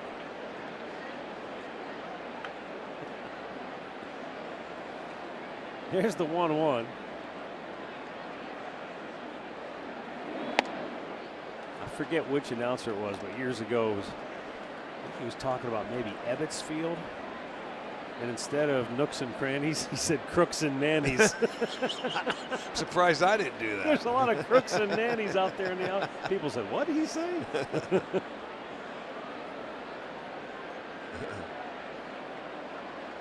The 2-1 to Kipnis, and it's hit high in the air to shallow left. In comes Swihart.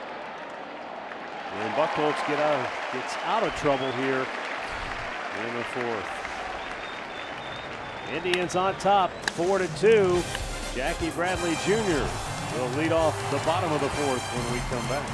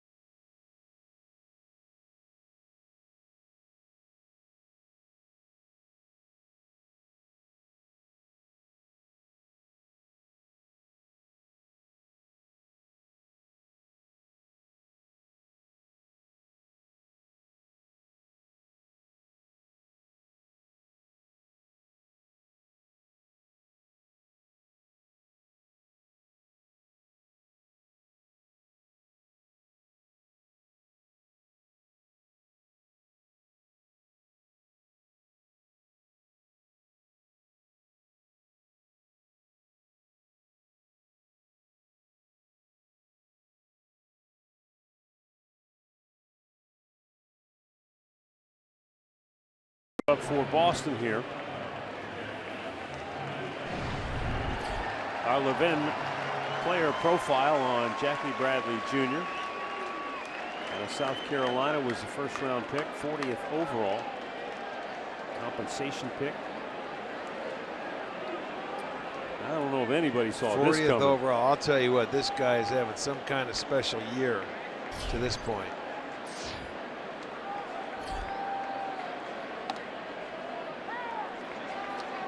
He has that 25th number on his back. That's the hitting streak. 34 is the Red Sox longest hitting streak by Dom DiMaggio back in the 40s. You know, it's just that's one of the toughest things to do when you think about it, and I think more so now because you face so many different pitchers in a game to keep hitting streaks going. And this guy has done it at sort of the tail end of the lineup from 7th on down. Yeah. You know, he's been going at it for April, a solid 3.5 weeks, almost a month straight. That's pretty darn good. Dom DiMaggio, I believe his nickname was the Professor. Okay, can you imagine being Joe DiMaggio's brother? Yeah, not a lot of room for error, is there?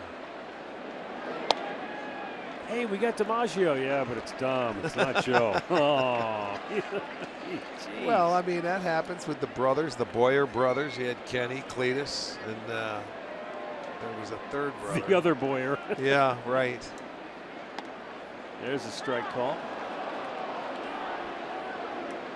The Perry brothers. The Alomars, of course, we had in sure. Cleveland. I mean, we can go and look at it, and there's always going to be one good one and one not as good. And I mean, that's the thing. Don DiMaggio was a very good ball player. It's just that Joe was part of a Americana. Yeah. He was in Well, songs. He's in literature. How It's about just Hank and Tommy Aaron? great. You know, one right Willie there. and Tommy Davis. Yeah. I mean, you look through it, there's been some great brother tandems. 3-2 foul back. How about Cal and Billy Ripken? Right. There you go. Right. I mean, I think Billy's done a heck of a job making a nice career for himself, first as a player, now as an announcer. But holy mackerel, when you're Cal Ripken's brother, Yeah. how many times you suppose people said, "Hey, Cal"? No, I'm not Cal. I'm Billy. That's going to be fouled, but that's jolted deep down the left side. Peyton and Rick Manning. I mean, it goes on. Well, there was. I thought you were going to Walter and Eddie Payton. Okay, I think We're done. we've run this out. Yeah, we're done. 3-2. And he walks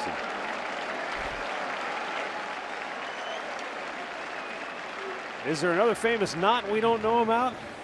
We're hiding him if so. Don't worry about that. I'm not. Yeah, he's sitting right next to you, man. For Jackie Bradley Jr., as he's amidst this hit streak, one thing he said earlier in the season was that he was going to go back to being aggressive, hit the ball early in the count. If you guys remember, he had problems over the last couple of seasons, and he was trying to do what you guys talked about it earlier. He was trying to work pitchers and trying to hit the perfect pitch. He says, I'm going back to the kid I was in college. Right. First good ball I see, I'm going to hit it. And hit it hard, and he's done that so far this season. Well, he certainly has. It was a second pitch he hit out of the ballpark from Kluber for a home run tonight. So these kids nowadays that are coming up, it's different than Moneyball, where they're trying to sit back and get that starter out of there. They're getting more aggressive.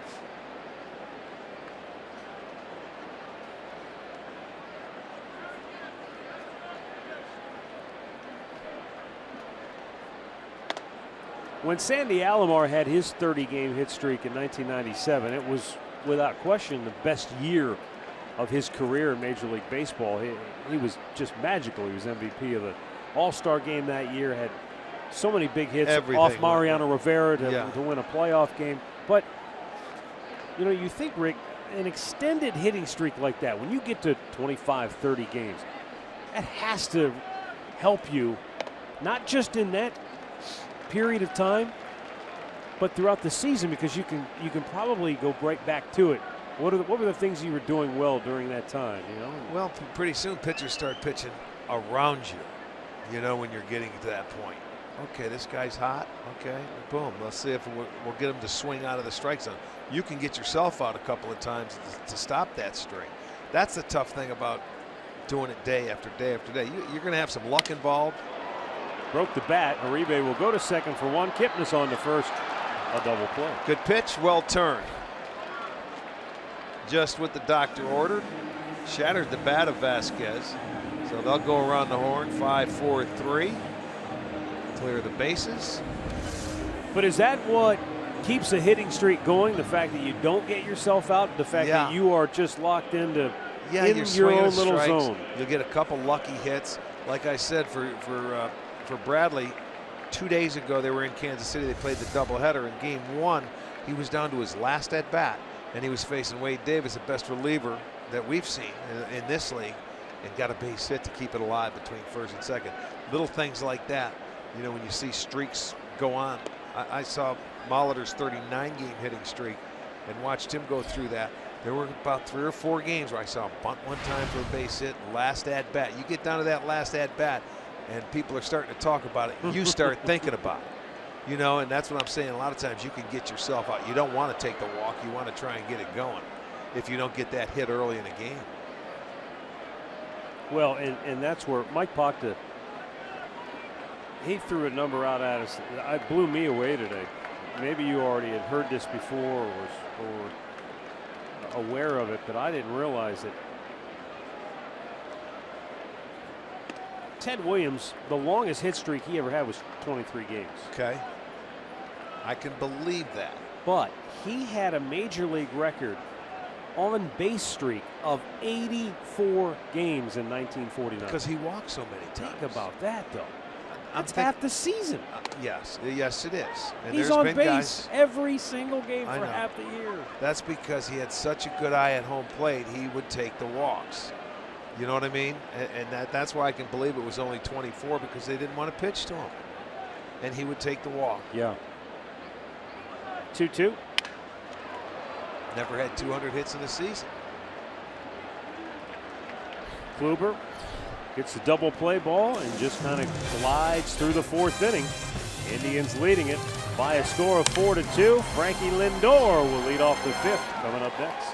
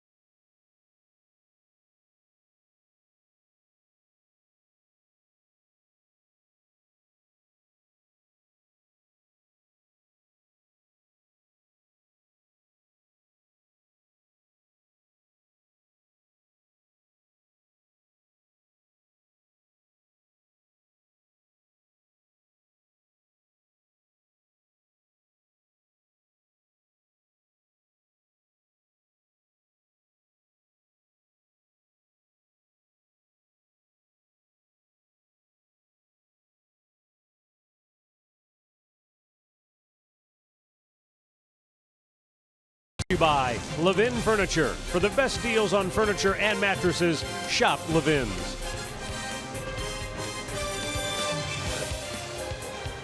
A gorgeous evening at Fenway Park in Boston. On this, the 20th of May, 68 at game time. Indians leading in 4-2. Francisco Lindor has walked twice. He has stolen a base, and he has scored a run. And as per usual, he's played great defensively. He made a sensational play in that first inning. Actually, a couple of them when you think about it. The bare hand grab off the Kluber deflection, and then the play where he ran out into center field and over the shoulder ended the inning. He's a treat to watch playing defense. You know who's here just to watch him play tonight? I have no idea. Alex Cora. Really? I saw Alex before the ballgame. He said, I had to come. I had to see Lindor. Okay, well, he's going to get an eyeful. Alex doing some work in television. He's going to be calling some of the College World Series games. He's pretty excited about that. 2-1 pitch. His brother Joey is a Double-A manager in the Pirates system right now. And I think there's a shot we'll see Joey Cora and Sandy Alomar get opportunities to be a manager in the offseason. Alex too. I mean, they're highly touted as far as. Lindor drives one to deep right field, but back goes Betts, and he just glides under it. That's a big ballpark out there in right field.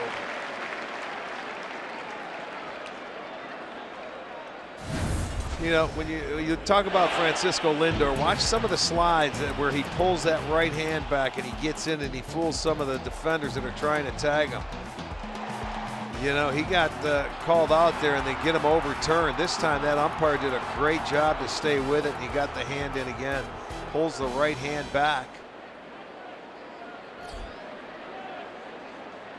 Mike Napoli 0 for 2 on the night, and his return to Fenway pulls out foul.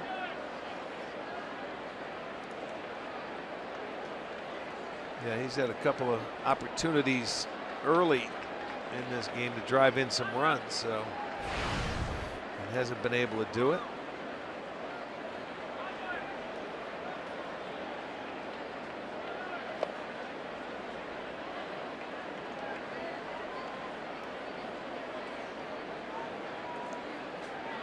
This is a game here, this ballpark, man. I've been in it so many times where, you know, you got a little lull into it now. It started off where Boston scored in the first 2. The Cleveland had a big inning. And then all of a sudden it can erupt again in a matter of no time. Wow, broken bat, and the shortstop, Bogaerts, went out and ran it down. 2 away. Well, the barrelhead of that bat ended up where Bogaerts started to go after the ball. Was right at the shortstop position. So he jams Mike Napoli, and they get it inside there. Good pitch. And that bat just split. Actually, it was the barrelhead. Look at, he's still got the long piece. Wow. Firewood now. They still shatter, but not nearly as much as they did several years ago. No kidding. We'd see 2 or 3 of those a game. We'd see, yeah, well, it was getting to the point where it was barrels were flying past pitchers and players and into the seats. Different type of wood. Here at Fenway with the new netting back screens, they've extended them all the way to the dugout. Well, this is the part where that serious incident happened, and one reason why that netting is all up, because the people are so close to the action. Yeah. It's an older ballpark, and foul balls and cracked bats and things just happen to fly into the seats, and if you're not paying attention, which you can't at all times, you get seriously injured.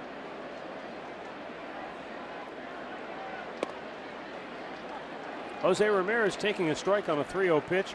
He picked up the RBI on the nifty slide by Lindor in the 3rd.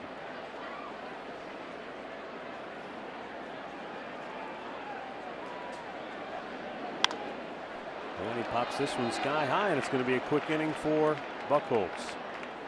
Indians go 1-2-3. Halfway through, Cleveland 4, Boston 2.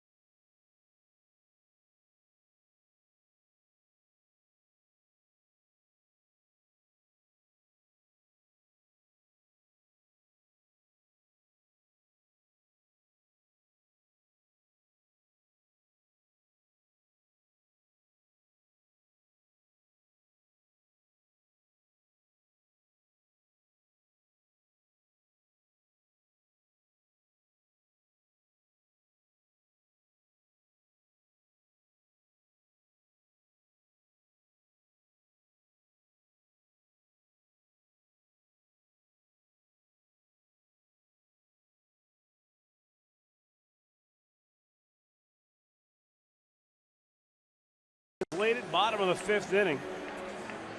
And top of the order for the Red Sox. First time through, they touched Kluber for a couple of runs on 4 hits, including a home run by Jackie Bradley. Second time through, they had 1 hit, and he struck out a pair. Well, after they came out, the Indians, and scored the 4, he's settled in nicely. Had the first 2 out in that 3rd inning, an error, and he pitched around that. He walked the leadoff man, got a double play ball, and got the out. Now you're going through that the lineup for the 3rd time. A stumble there.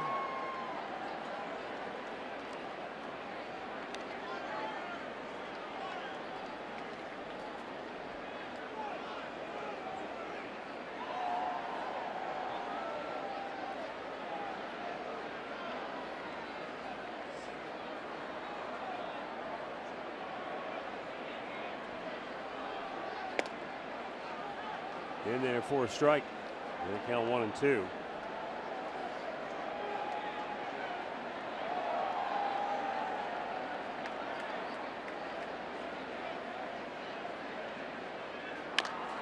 Slowly chopped to first. Napoli. Long flip to Kluber, but it's right on the money. 1 down. In-game recap brought to you by your local Toyota dealers. Jackie Bradley Jr. extended his hitting streak to 25 games with a leadoff solo homer in the 2nd, and it was 2-0 Boston, but the Indians roared back. In the 3rd, Jason Kipnis a 3-run jack. And then Francisco Lindor with some fancy sliding at the dish. Beat the tag to make it a 4-2 ball game, and that's the way it has stayed. No scoring since the 3rd. Oh, a long way to go. We're going to have to, if you're the Indians, keep scoring.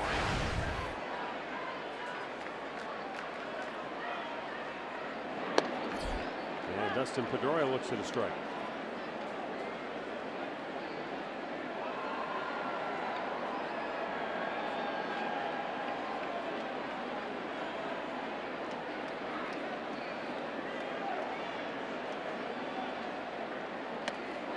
He swung at it, didn't mean to.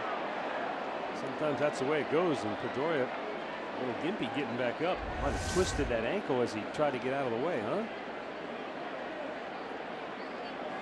Oh, yeah, he's kind of awkwardly Yeah, at it. you go down. Yes, you're right. There was no give there to the knee. That is, you're right, the ankle.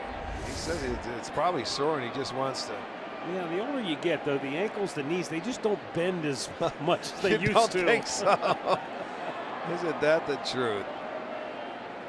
He's pointing to the dirt, basically just saying my spike kind of got stuck in the dirt, couldn't dislodge it once you went down into that turn, but he's fine.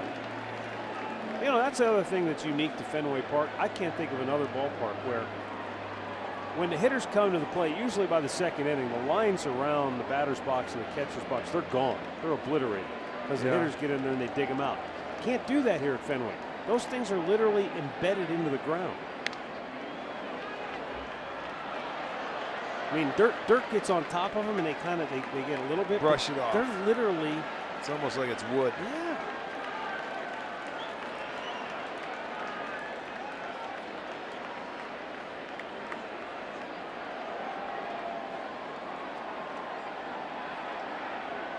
And a no-ball 2-strike count for Pedroia. Strike 3 called. Oh, Kluber just painted the outside edge for his 4th strikeout of the night, and there are 2 down here in the 5th. And it's time for an in-game update with Al Pawlowski.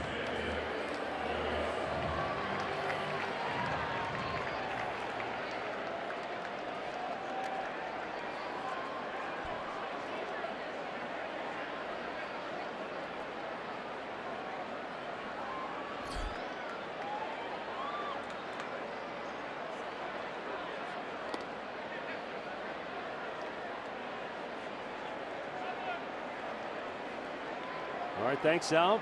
Xander Bogaerts 0 for 2 tonight. That's with the bases empty and 2 down here in the 5th inning.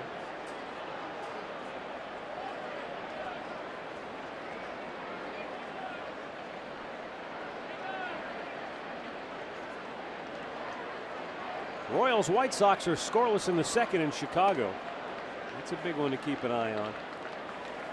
Twins at home against Toronto, no score in the 2nd inning against Toronto. There was actually a story I read today kind of pontificating about would Paul Molitor just simply step down as Twins manager at some point this year. I don't think so. Fastball is hammered deep left field and high off the monster. And it's played by Davis, and into second base is Xander Bogaerts with a 2-out double. Bogaerts booming one. Second double for the Sox tonight. That's their 5th hit, and there's one that inside, but boy, I don't know. He might have been looking in there. It was about on the inside edge, but with that monster out there, he cleared his way through. The baseball hit a long way. For Bogaerts, that'll be his 15th double. Well, you got David Ortiz coming up, first base open. It's a 2-run game, and so Mickey Callaway just briefly going to go out and talk to Kluber about what do you want to do here. Hanley Ramirez waiting on deck. I gave you the numbers earlier. I mean, Ortiz has homered in 4 of his last 5 games against Cleveland. Yeah, I mean, this is the guy you don't want to beat. You go at him very hard if you make your perfect pitches. If you walk him, then you're going to have to deal with Ramirez. Now, Ramirez is not a shabby hitter either. But you know what? You can't give in and get too much of the plate with this guy. Because one swing of the bat, then you could have a tie game.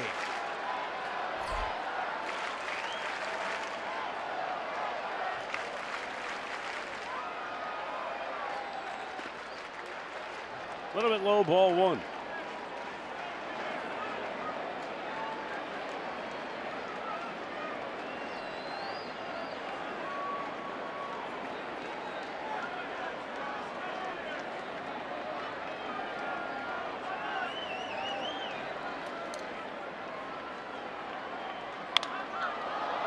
I've always looked at these situations, Rick, and I always wonder if this is somehow more difficult for a pitcher when basically the strategy is don't give him anything good to hit.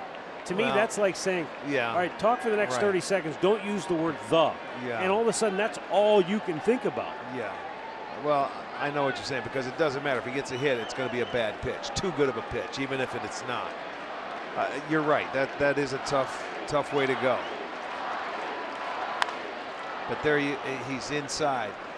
He swung at that pitch away last time, but he went way inside. That tells me that he wants to he wants to drive him in. Yeah. He's not being patient. He's not waiting for it. He wants to hit the ball, get a base hit. He wants to drive in a run. Now with 2 strikes, we'll see if he changes his approach. But he tried to hit one to left field and then pull one there. Stay in there. Don't give him any swinging room. Kluber with a 1-2. Swung out and missed. Corey Kluber pitch. strikes him out. Great pitch. Great pitch at a clutch moment. It's only the 5th inning, but anytime he's hit the dish, it could be trouble time at Fenway. Instead, it's still 4-2 Cleveland.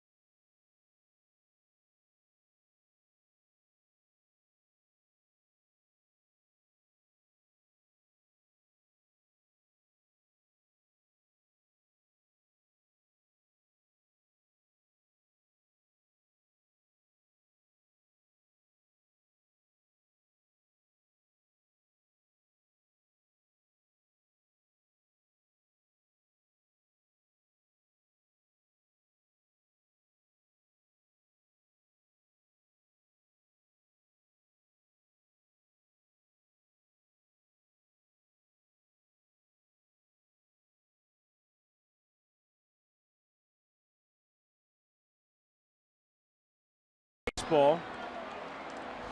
Lost my sheet. Oh. It's taped up on the wall in front of my face. It's that sheet over there. Chris Sale, unbelievable. I mean, 9-0 in 9 starts. Yeah, he's with an ERA of 158. You know, he gets it now. He's not trying to strike guys out. He's, you know, getting pitches, some outs on 3 pitches or less, staying around. He's really he notched it down in the miles per hour. I mean, he's equaled Sal Maglia in 1952. That predates Koufax, Gibson, Drysdale, that golden era in the 1960s even. Yeah, Sal Barber was a pitching coach here in Boston from Niagara Falls, New York. That's right. I forgot about that, yeah. Yes, he was, Sal Barber.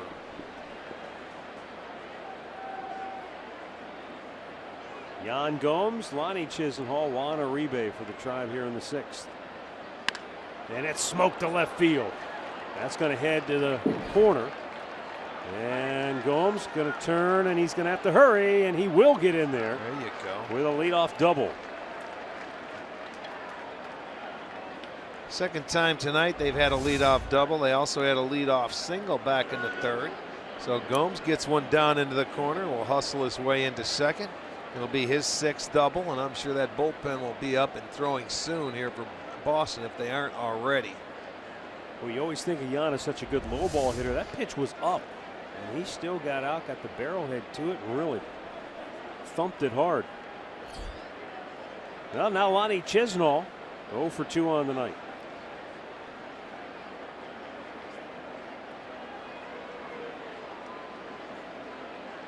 Vasquez out the. Well, right there, that's like a stall tactic. That's to let their bullpen get up and get loose. And that's coming from over at the bench. They're firing in a hurry. We'll see. Barnes is up.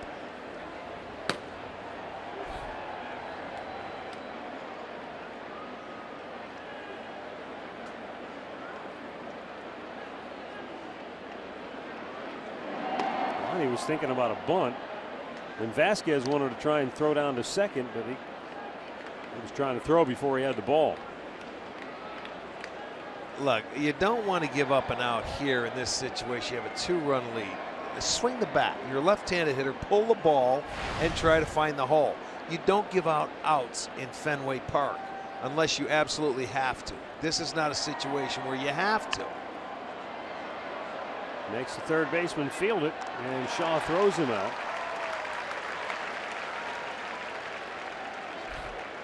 All right, now explain, why don't you like to give up an out in Fenway Park, especially when you have the lead? Because Lonnie can pull the ball. You're facing Buchholz. I mean, he can't throw it by you. Because no lead is you safe. Have right. I mean, you don't want to give up an out. You've got a 2-run lead. You're in the 6th inning. Try and get a base hit, or at least pull the ball on the ground. I don't want to give up an out there. I would rather try to get a base hit and add to the lead. Well, the Red Sox forced to bring the infield in, and Juan Uribe has hit the ball hard twice tonight. Last time up, he singled to center field.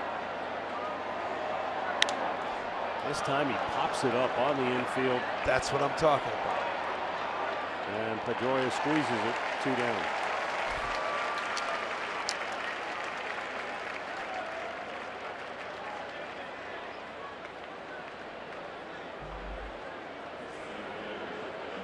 So that's going to leave it up to Rajay Davis. And then that's another thing, too, in Fenway Park, where every run counts. You don't want to not execute when you get a chance. You know, and that's just my take on it. You know, little ball, okay, everything's fine. But this is a different ballpark than most ballparks.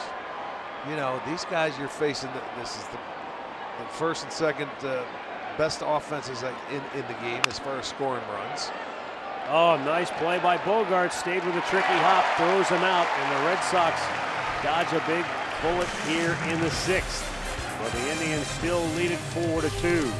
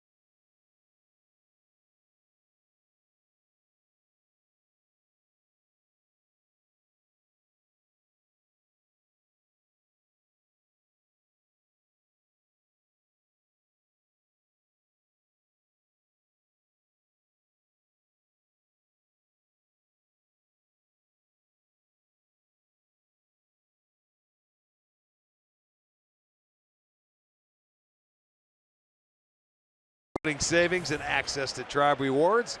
Today's Tribe Rewards TV code is Kluber. Just go to Indians.com, season tickets for complete details.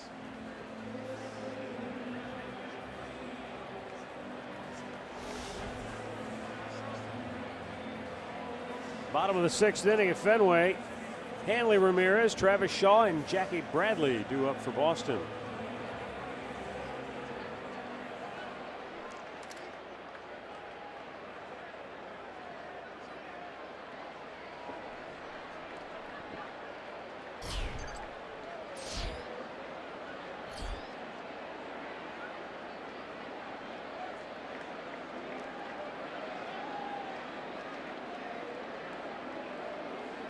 Hanley Ramirez singled in the first, reached on an error in the 3rd inning.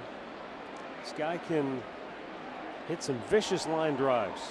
Yeah, he's a very good hitter, and he went after, I'll tell you, he went after and got Ortiz out in that inning after the 2-out double by Bogaerts. It was a really big out because you didn't want this guy coming to the plate. Popped him up. And that's going to stay in play. Napoli at first base in foul ground. And there's quickly one out here in the 6th. Let's go down to Andre. There's more on the Red Sox pregame festivities here today. Very fun pregame festivities today as Jason Varitek, as well as knuckleballer Tim Wakefield, went into the Hall of Fame for the Red Sox. And then talking to Terry Francona tonight about Varitek and what he meant to those Red Sox teams. He said the first talk he had with Yan Gomes, he says, hey, look, I'm not saying you have to be Jason Varitek, but he was dependable and he was our leader. And he goes, and that's the type of catcher I need. And he says as the years have passed, Yan Gomes slowly but surely is starting to remind him of the things that Varitek was able to do for those Red Sox teams, for his ball clubs. Well, you're right, Andre. There was no doubt. I mean, Varitek, I think he had the C on the jersey. Yeah, he did. He was a was the leader. Yes, he was. In that clubhouse and on the field. Well, the running joke was that no one could ever make Varitek smile. That's what David Ortiz kept saying last night. And we told Tito that, and he goes, well, Yan smiles, but not very often. You know, the funny thing is that Varitek couldn't catch Tim Wakefield. That was the irony of those two getting inducted into the Hall of Fame together. That's true. They had to get somebody else to catch the knuckleball. I'm trying to think of who the guy that was here that always caught him. He went out and traded for him a second time to get him back. Yes. Was it Mirabelli? I think it was, yes. Doug Mirabelli. I think that's a good call right there. Travis Shaw down on strikes. That's a half a dozen Ks now for Kluber. Yes, it certainly is. That's not so unusual, though. I mean, if the Indians had a knuckleballer, I don't know that they'd want Yan Gomes catching it. You know, sometimes a knuckleballer can be problematic, not only for hitters, but for the guy behind the plate. So here's Jackie Bradley. Knuckleballers screw up everything. Catchers, hitters, it doesn't matter. I mean, it's a weird thing. It's like a Friday the 13th. You know, strange things happen when knuckleballers are on the mound. And they're so rare nowadays to think that Boston has another one. It's well, the Indians had them. I know. Bradley swings and misses, and it's 1-1.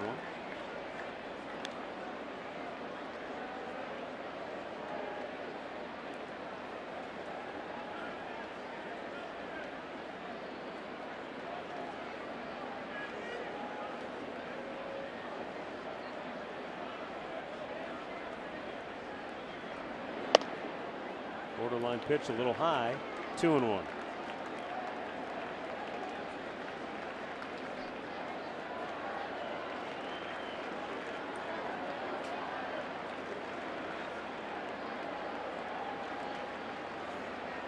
Nice pitch. Excellent pitch down and away. You can keep the next one there too. This could be the last inning for Kluber. You know, it's interesting. If he can get out of here right here before 100, I think they send him back out. I would tend to agree with that. Because that 7th inning is really a touchy inning here with this ball club. You know, where unless you're going to extend Shaw or Allen, but we'll see. He's got to get an out here.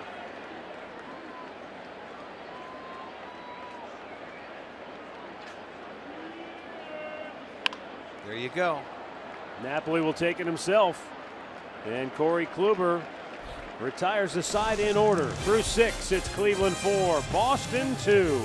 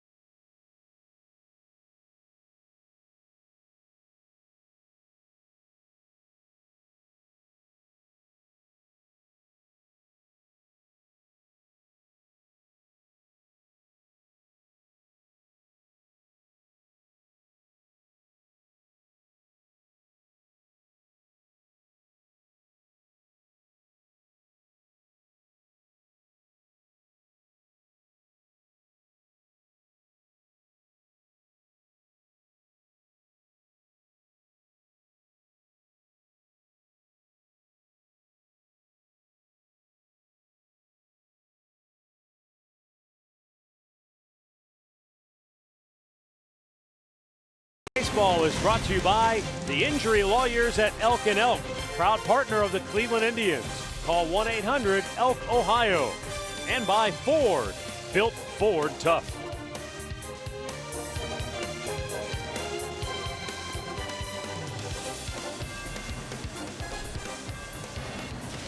Time for the Cleveland Clinic call to the bullpen as Tommy Lane is called upon for Boston. Tuesday night against Kansas City, he worked a season-high inning in the third, struck out a couple. Well, right-handers, he's been very good against, 2 for 14. Left-handers are hitting better. They're 5 for 21. That's 238 average compared to 143 to the right-handers. So it's Santana, Kipnis, and then Lindor from the right side. Santana with a double. He's walked twice and scored a run. Yeah, Clay Buchholz didn't want to throw Santana a strike after he doubled off the wall to lead the game off.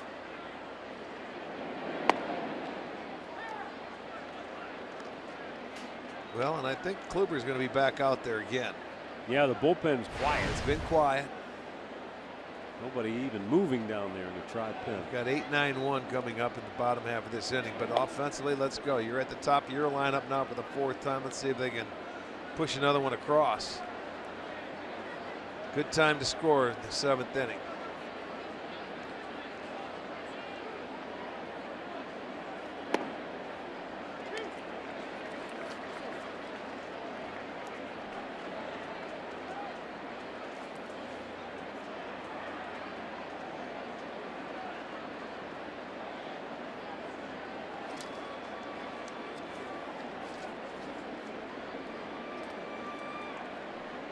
Now the 2-2.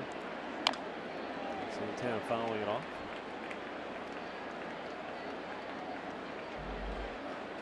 Carlos with 2 booming home runs last night in Cincinnati.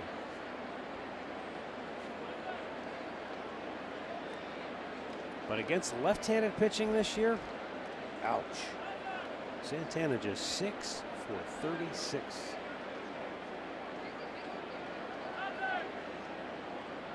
Without a home run. Tough to maintain strokes from both sides of the plate. Down to third baseman Travis Shaw. 1 away. If you can't catch the games on TV, you can now stream them live on your mobile device with the all-new Fox Sports Go app. Download it, take Sports Time Ohio and Indians baseball with you wherever you go.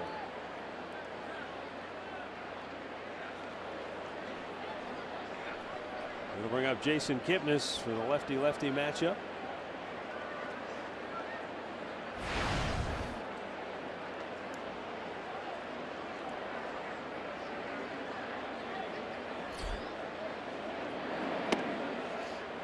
send along a birthday wish tonight. A very happy birthday to Mary Jo Asink. Big Indians fan. Mary Jo, happy birthday to you.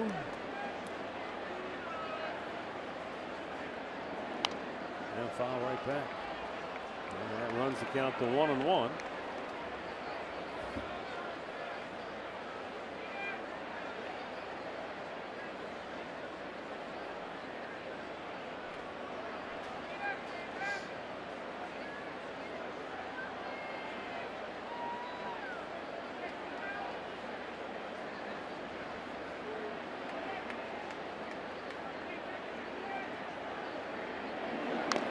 And a foul by Jason Kipnis.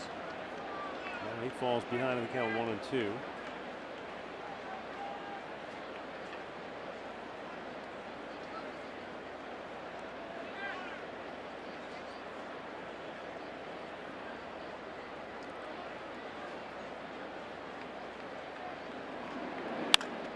And Jason back up the gut. It got a piece of the pitcher, and then Bogaerts tried to barehand it, couldn't come up with it. And it will be a one-out single for Kipnis.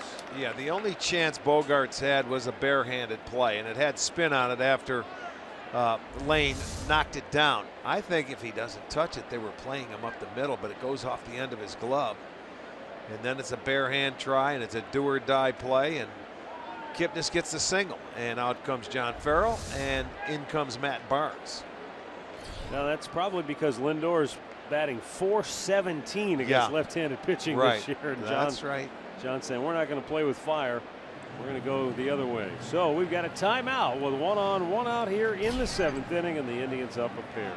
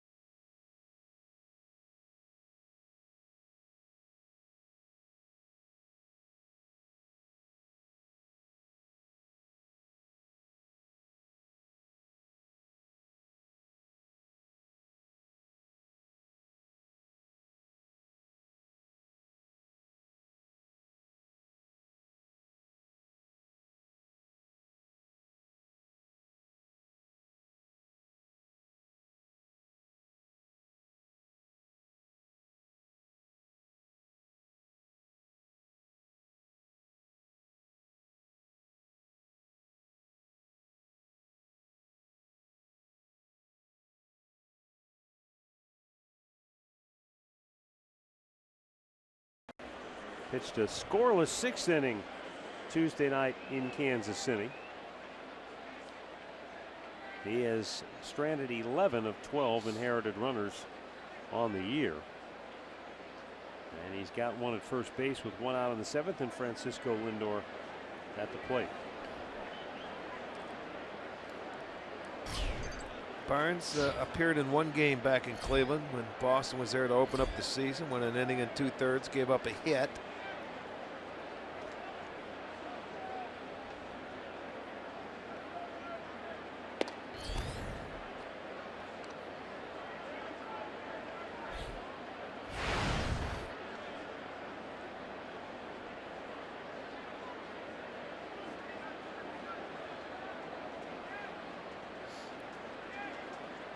Fifth inning in Chicago. White Sox lead the Royals 1-0. Well, they had a 1-0 game going for 8 innings last night.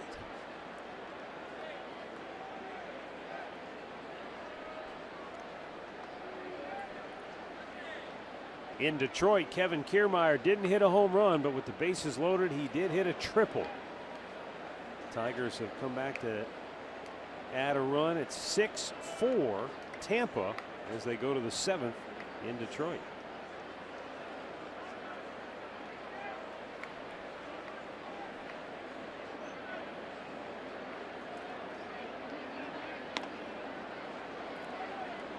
Two and 0 the count on Francisco Lindor.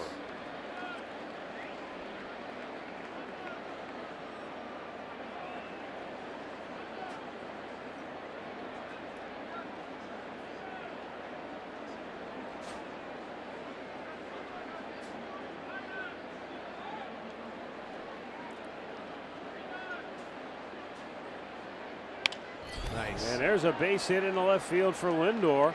Swing. Kipnis will stop at second base, and the Indians have 2 on with a wild. Yeah, stay inside the baseball. Nice little single right there. You got 2 on now and a chance to add to a 2-run lead. Got a fastball pretty much center cut. Takes it to left field.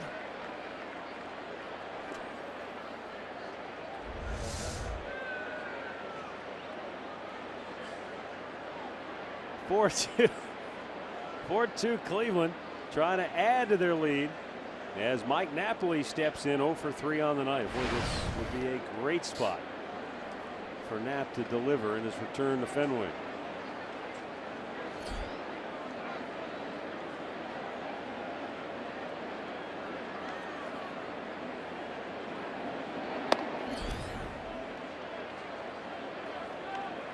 You get a lot of handshaking and a lot of hugs before the ball game. Still a number of the Red Sox players here from when he played. It was just a year ago. Well, yeah, you play here, you win a World Series here, you're going to have a lot of friends here. Think about it. It tends to immortalize you, at least in the eyes of that fan base. No question. They remember everybody on the team.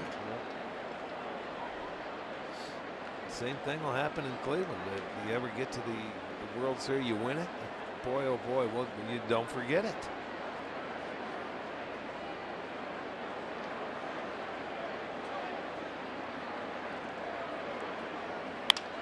Napoli drives one to left field, coming on, and Swihart makes a fine catch. The outfielder converted from a catcher. Had a nice play on a ball that wasn't as easy as he made it look, I don't think. Well, that ball got in on Napoli. It didn't have any carry to it. So he just had to keep running in. That ball got inside on Mike a little bit. They get the second out. Now we'll see if Ramirez can pick him up.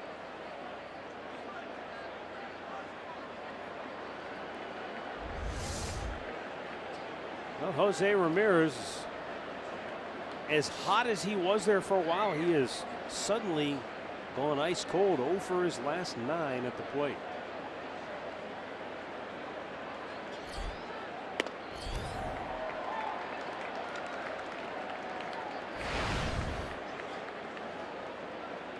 Now, when he's got runners in scoring position, he's been very good this year, though he did pop up his first time up. Got a sac fly in the 3rd in that same situation. And a little jam job up the middle. That'll end the inning. Couple of hits, but the Indians strand to both. Stretch time at Fenway. Indians lead it by a pair.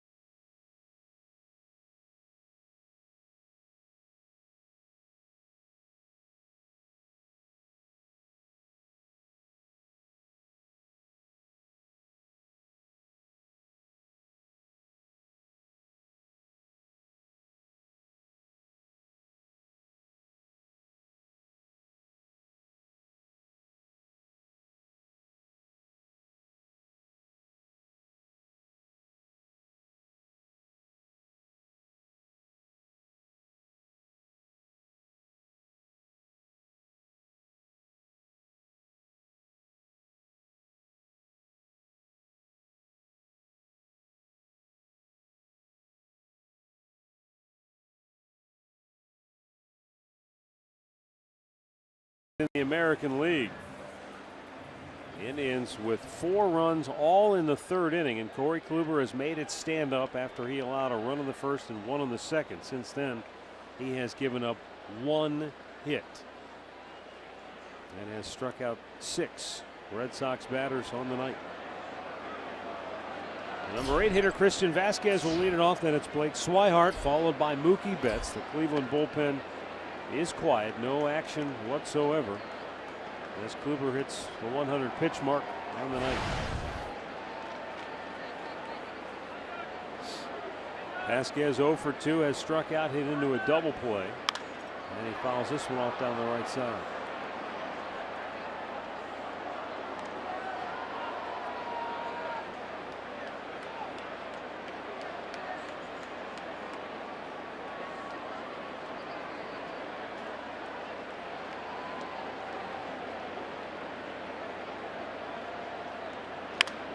Chop to third. Uribe smothers it nicely and throws him out, 1 away. As promised earlier, it's Miller time, brought to you by Miller Lite. And Corey Kluber gave up a home run to Jackie Bradley leading off the 2nd inning, and just like that, it was 2-0, and that ball was clobbered to straightaway center field. It sure was. Got too much of the plate, but boy, has he settled in nicely. Indians come back and put a 4 spot on the board, and that slider and the cutter and everything has been working very well, making some quality pitches, and now in a groove. And now some stirring in the Cleveland bullpen as Blake Swihart 0 for 2 on the night stands in. Takes ball 1 outside. If you missed it earlier, Swihart went back to AAA Pawtucket not to catch. He did do some catching, but primarily they sent him back there to work on playing the outfield, in which he said, look, I played outfield when I was younger, so it really didn't take that long for those outfielder instincts to sort of kick back in again. He said, I found myself immediately going to back up bases and doing what I was supposed to be doing. I'll tell you what, I'd rather play the outfield than catch it anyway. Yeah, it's a much easier place to be. I don't have to put those tools on and go get beat up. You remember it in a hurry. Hit out top of the order as Brian Shaw begins to get loose. Mookie Betts is 2 out of 3 on the night. He doubled and scored in the 1st, singled in the 2nd, rounded out to the first baseman Mike Napoli his last time up.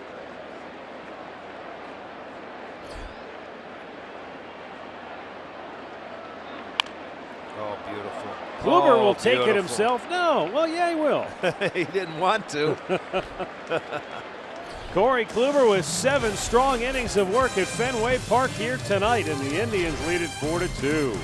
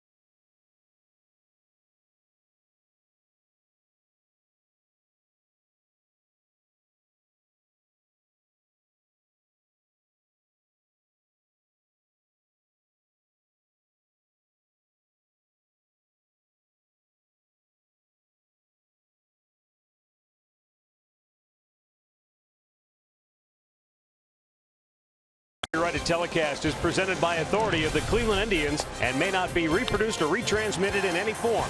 And the accounts and descriptions of this game may not be disseminated without the express written consent of the Cleveland Indians.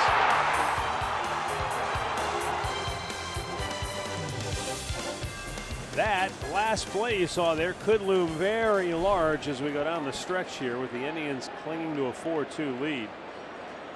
And with that, Corey Kluber is usually money in the bank. They've won 32 straight when they score 4 or more with him on the mound. Yan Gomes doubled in the 6th inning, but the Indians couldn't get him home, and that was a key moment in that game because he doubled, and then Ronnie Chisenhall sacrificed him to third. Uribe popped up, Davis grounded out to end the inning. Yeah, and the last 2 outs came in a hurry.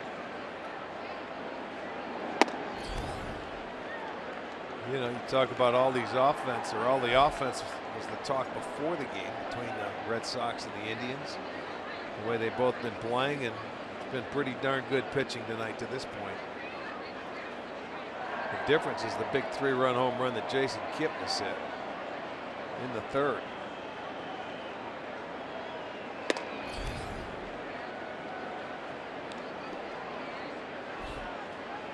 Two balls and a strike for Yan Gomes.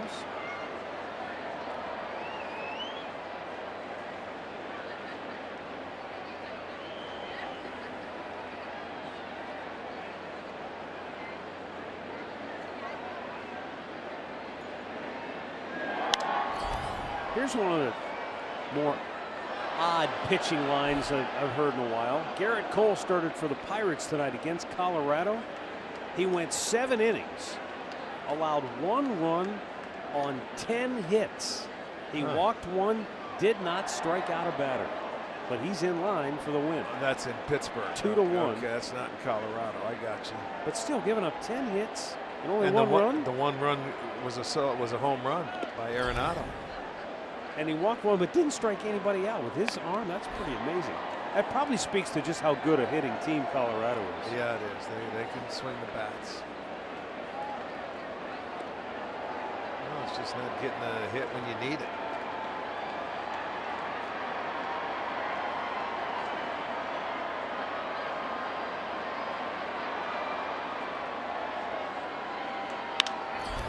Gomes sends a long fly ball to right field, but Betts makes the play on it, going down. There's a lot of low-scoring, close games around baseball tonight. This one obviously at 4-2, but you look at the White Sox lead the Royals 1-0. They're in the 5th. Toronto over Minnesota 2-1 in the 5th. 2-0 Texas over Houston in the 5th inning. Told you about the Pirates game. There's also a 2-1 Arizona St. Louis game in the 5th inning. Mets lead the Brewers 3-2. They're in the 8th.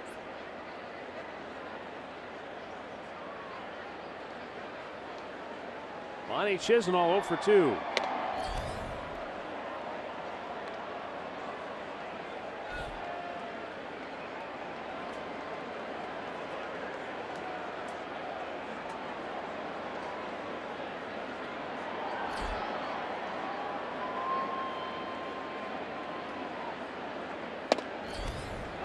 Held high fastball for a strike.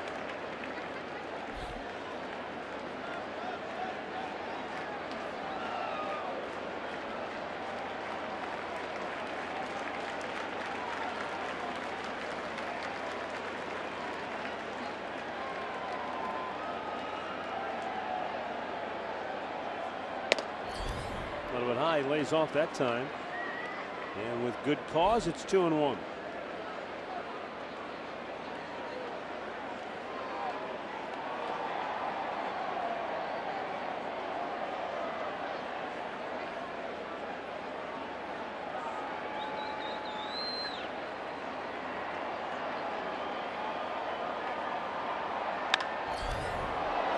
Andre.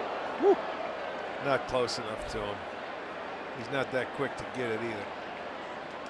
You're salty tonight. No, I'm looking at. I can see he can hear us down there. He's just.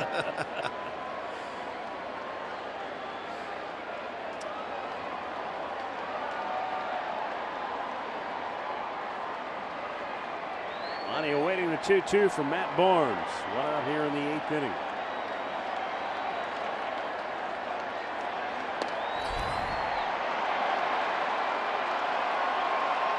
And so now the count is full as the sellout crowd at Fenway does the wave to amuse themselves. Yeah, they've been bored. They're used to seeing runs scored. Well, Corey Kluber has kept them on their hands. That's a good thing.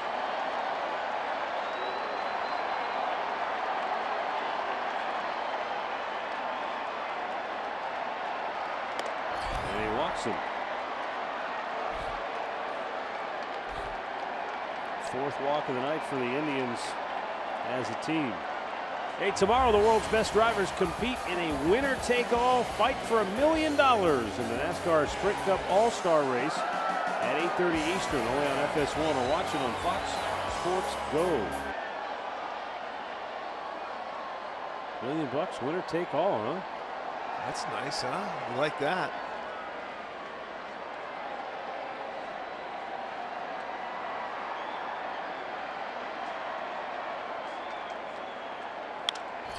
Uribe swings at the first pitch and pops it to center. Bradley makes the catch, 2 down.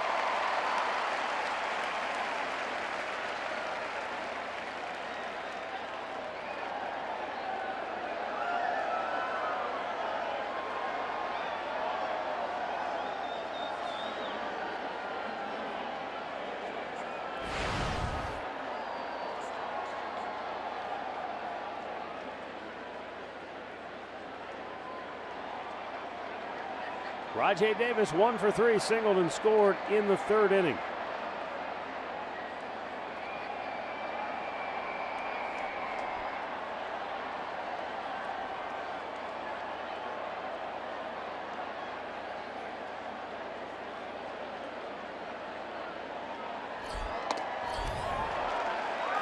Rajai with 10 hits over his last 5 games. This may be worth a gamble of trying to steal a base here in this situation with 2 outs to get in the scoring position for Rajai. Yeah, he's been very good with runners in scoring position.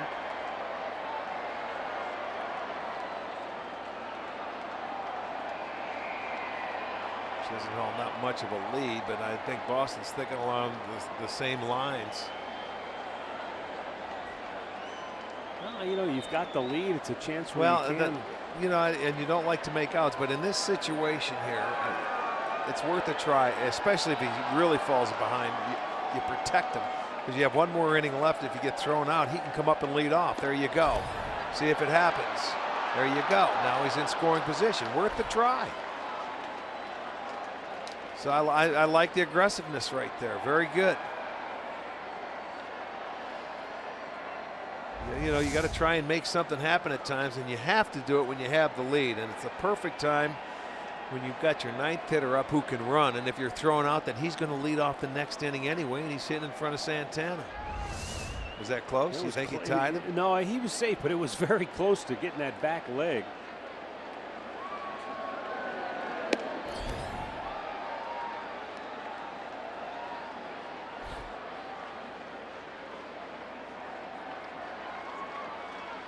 You know, sometimes guys go head first, Rick. Like you watch Lindor, and literally the first thing that hits is their hands, arms, chest. Right. Slows it down. Lonnie slid head first, but he kind of went down with his knee. His left knee kind of hit first.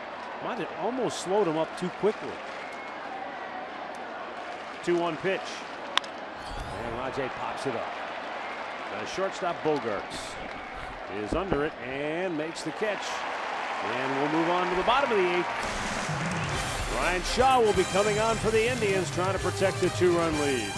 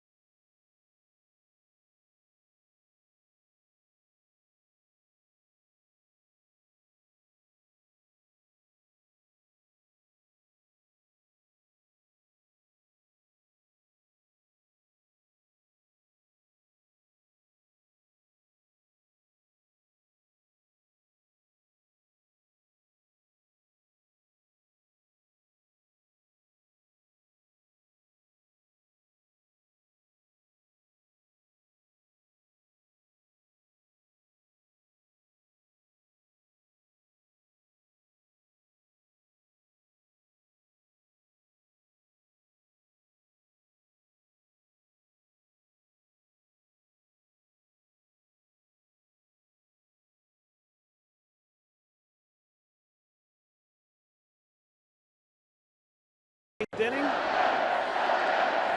Corey Kluber went 7. He left 2 runs on 5 hits, 1-2, struck out 6. He'll give way now to Bryan Shaw, making his 20th appearance on the year. And Shaw will have Pedroia, Bogaerts, and Ortiz to deal with. Dustin Pedroia laid down a sacrifice bunt his first time up. Since then, has flat out struck out.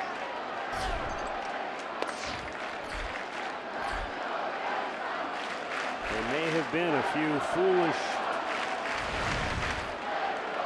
folks that wrote off Dustin Pedroia after an injury-plagued season a year ago.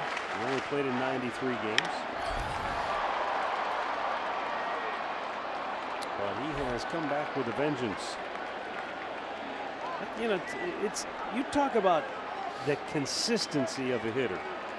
And you look at Pedroia, 317, 326, 296, 288, 307, 290, 301. Yeah. He's never had that, oh, he only hit 250 this year, 260. That's, you know, not a very big guy, loves a high fastball.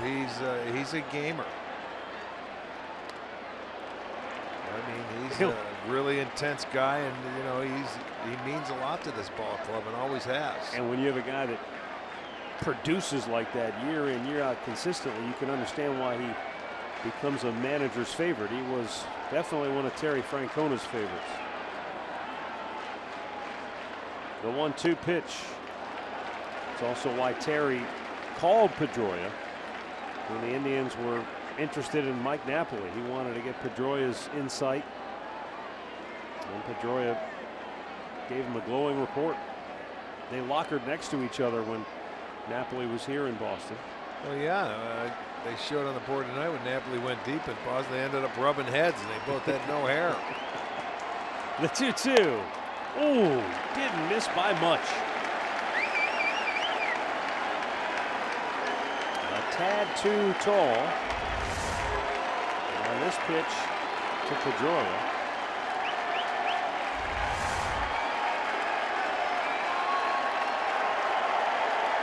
And now Shaw with a 3-2. And a chopper to third. It gets off the glove of Uribe. And now the Red Sox have life. That's the last thing you want to see happen late in the game against this team, is to give them any kind of a break. Well, it was a play right there. It's their first hit in a long time where it's a hopper where Uribe had to get over there, and if he fields it, he's going to have to get up quickly and throw him out. It's just right out of his reach. That ball hit and it went off the end of his glove. So they get their leadoff man aboard here in the 8th. They give him a base hit. Oh yeah, that was a base hit. And Xander Bogaerts, 1 out of 3 on the night, is now at the plate.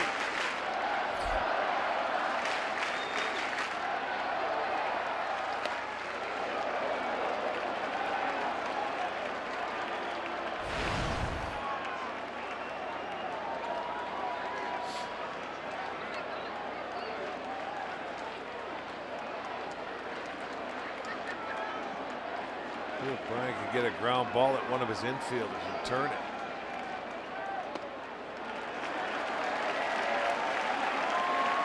He's fallen behind 2-0.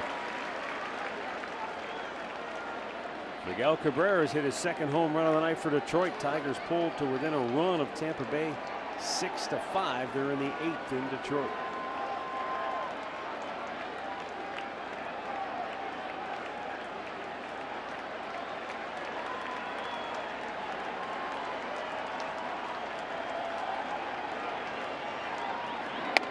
Good pitch. Good pitch. That cutter under fastball right on the inside edge. You lift your hands up and it had a little run to it. You watch where Gomes is sitting. See that ball run. That's a nice little running fastball. That's just had some movement to it going in. David Ortiz waiting on deck. The 2-1 pitch. Swung on and missed. And it evens the count.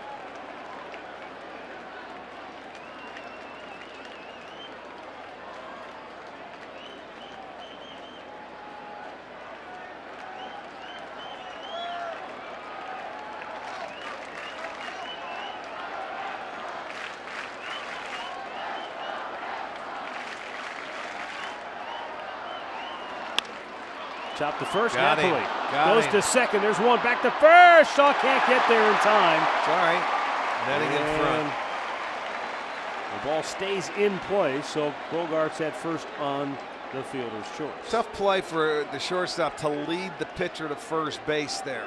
And that's exactly what happened. Napoli was off the base so much, and it was a double play ball. But as that pitcher, you've really got to get over there in a hurry. And you can see you had to lead him to the point, and you can't. And Shaw had no chance on No, that ball he either. couldn't have caught the ball. He was over there, but you see, he wasn't at the base. And it's just a tough timing play. But the good thing, the netting's in front of the dugouts. It comes out no harm. They get the lead runner, so there is one out. Just a tough play all the way around. David Ortiz to the plate.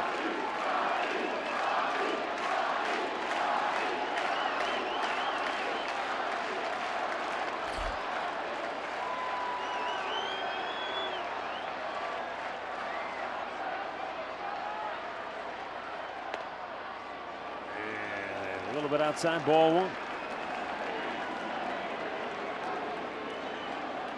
Ortiz walked in the first, then struck out in the third and in the fifth against Corey Kluber. Yeah, that last strikeout in the fifth was a big strikeout. Down and in, he misses 2-0.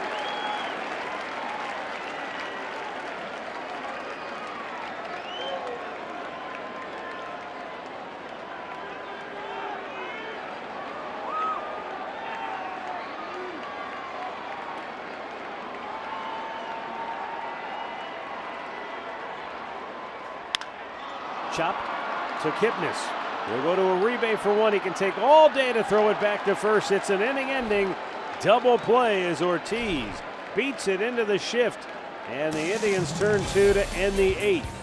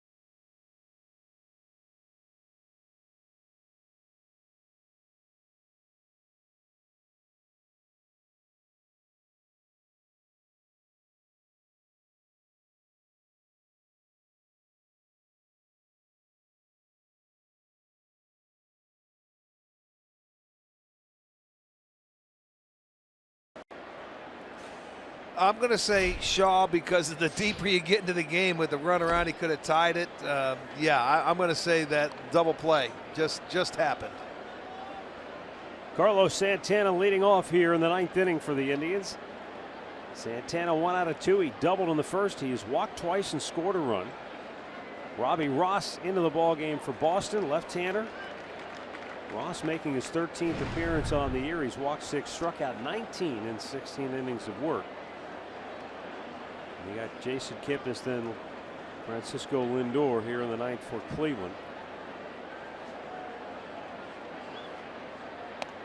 And Santana swings, and did he get him on the backswing? I think he did, huh? Well, he has a tendency like that sometimes with that extension. He got a little piece of the ball, but I wasn't sure if the ball got him or it was a follow through.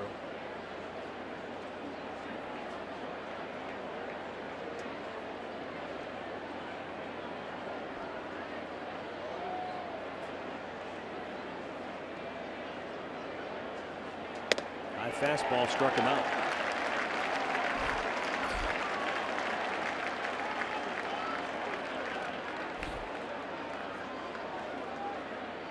Looking back at our keys to the game, courtesy of Mazda.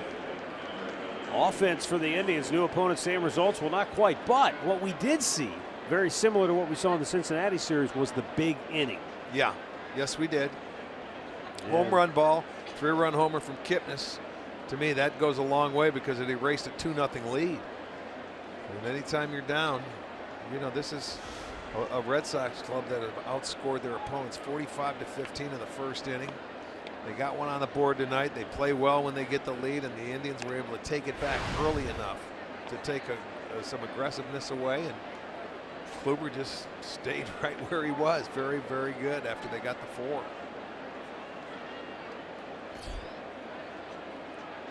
Biggest at bat of the night was the Jason Kipnis 3-run homer.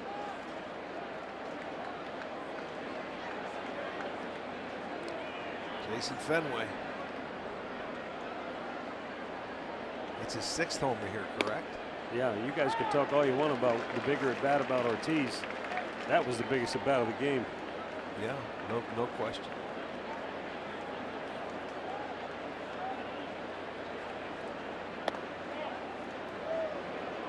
And look, with Michael Brantley still out, this isn't a lineup that can lean on any one person. It was nice to see Rajai Davis get hot and carry him for a few games, but Kipnis is going to have to do his share. You know, Lindor is going to be in the mix. Everybody has to do They're their going to share. need Napoli to get some big hits. Right. I mean, you're at that 4-run mark. That's, if you win 4-2, 4-3 in this ballpark, you get a great pitch game. You know, but you always try and at least get 5 runs in this ballpark.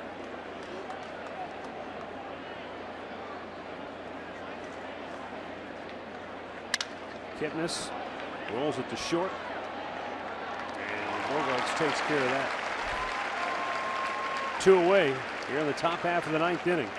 Cody Allen heating up in the Indians bullpen. He's got Hanley Ramirez, Travis Shaw, and Jackie Bradley due up for Boston in the bottom of the 9th inning.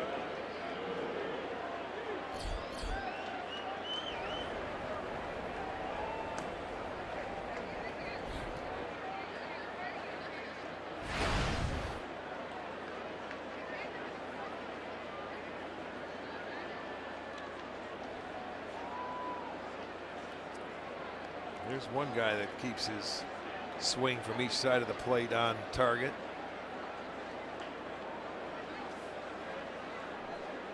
Lindor with a base hit in the 7th inning. He's walked twice and scored a run, and he's got another hit. He loves to face left-handed pitching because Lindor on the year now. That's 21 out of 49. That's about over 420. So he continues to hit from that side of the plate very well.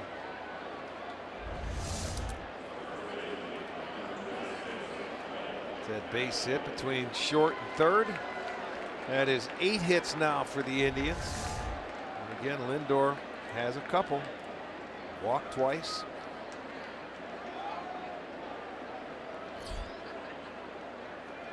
Mike Napoli is 0 for 4 on the night.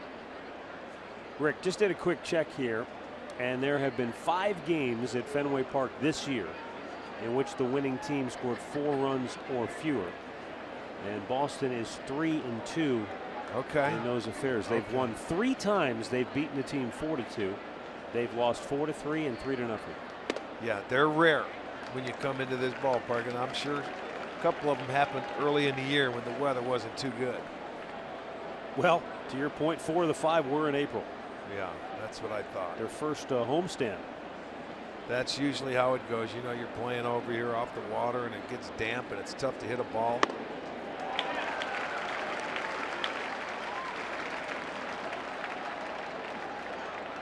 Joe Kelly beat Ubaldo in Baltimore 4-2.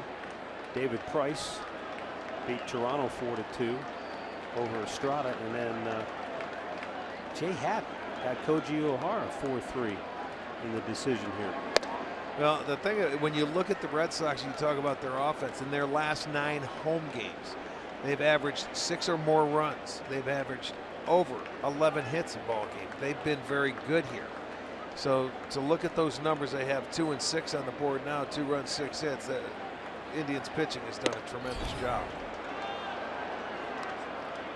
Fastball way outside from Robbie Ross. It's 2-2. He doesn't want to come inside to Napoli here. If he does, he wants to elevate it. Yeah, exactly. He wants to elevate it. You can't have one swing and 2 runs. He's got to put a 0 on the board and try and get his team back in. But once again, Napoli down 0-2, and it's to a 3-2 count.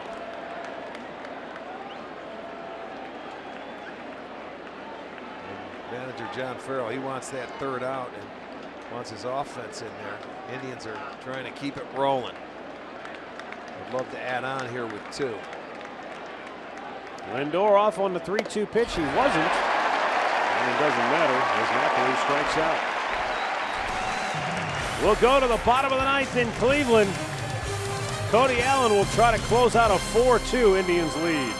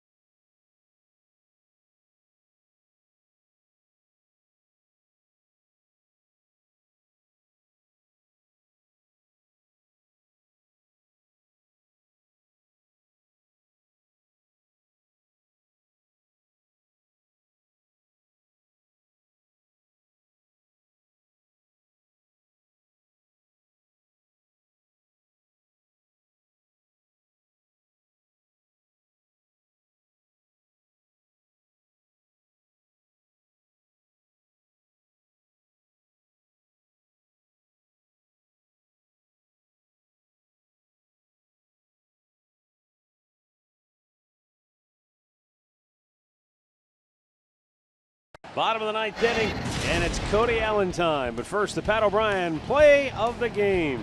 I didn't vote. Well, it doesn't matter whether you vote. Anytime you get this guy out, it's a big out in the game, especially when runners are on base, and Kluber did just that. And then you get the double play ball. You know, late in the game, this is the guy that, you know, in his past, the heroics, that's just a big, nice double play ball. You turn it over, so there's his hold.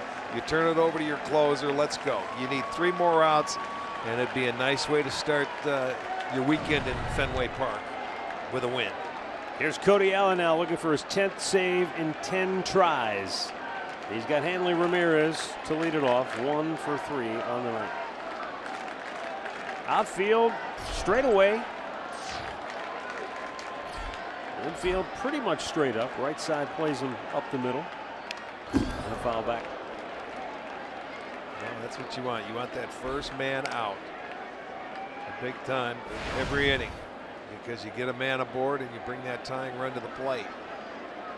Strike 1, first out. This is a ballpark where you just never feel, you know, like you're in control. You're always, you know, you're always just jittery. Good pitch. I don't know why Gomes didn't catch that ball. It was He's perfect. probably wondering the same thing himself.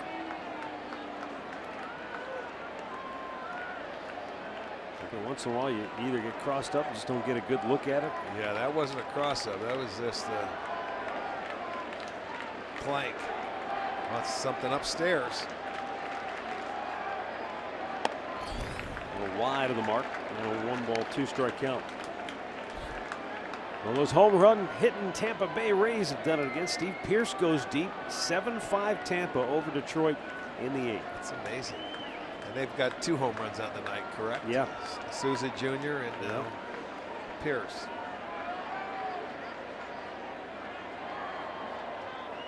And a 1-2 low and away.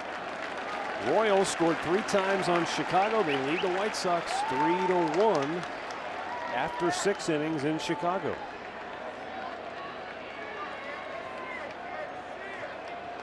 From 0-2 to 2-2.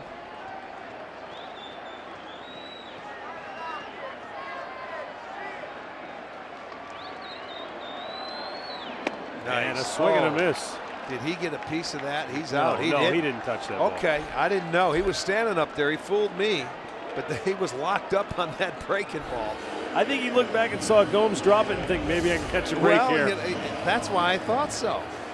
It didn't look like it, but it comes right. I don't know what's wrong with the glove there. That one comes right out. He didn't touch it. It pops out, but he gets the first out. So with 1 down, Travis Shaw to the plate, 0 for 3 on the night.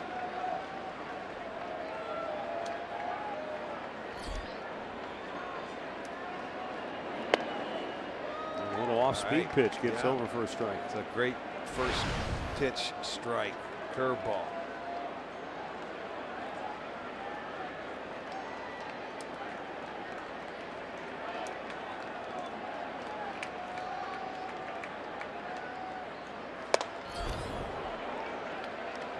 And he straightens him up with that 95-mile-an-hour heater.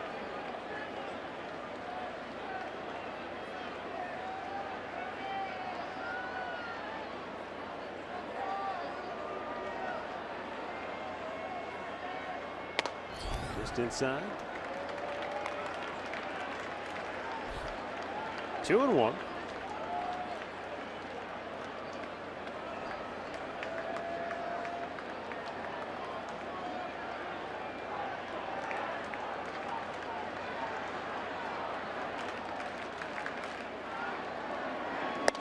Good pitch. Heater down at the knees inside.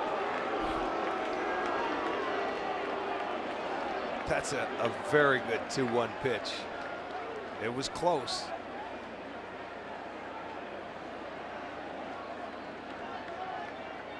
And now the 2-2. Almost chased. He did, says home plate umpire Chad Fairchild.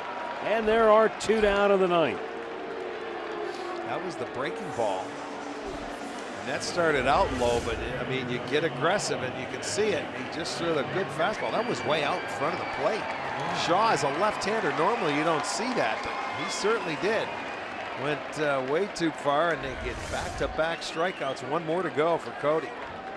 Jackie Bradley, the batter, he homered in the 2nd inning. Since then, he's walked and grounded out. His hitting streak now at 25 games.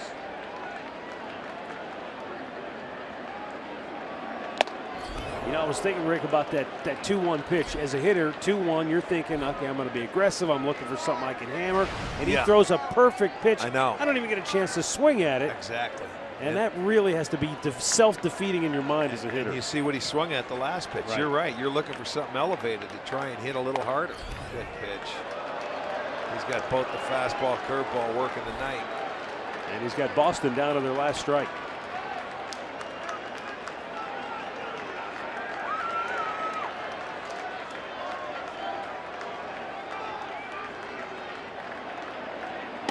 Just missed inside. I like it, though. Get him out of the toe hold. This guy's been feeling very comfortable in the batter's box for the last 3.5 weeks.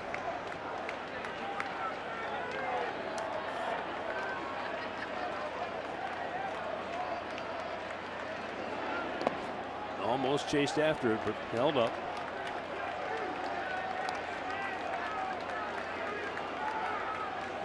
tomorrow it's game 2 of this series, and don't forget it's a 4 o'clock first pitch. Alan Jensen start the day at 3:30 with Indians Live. It's all right here on Sports Time Ohio as Trevor Bauer will go for the Indians.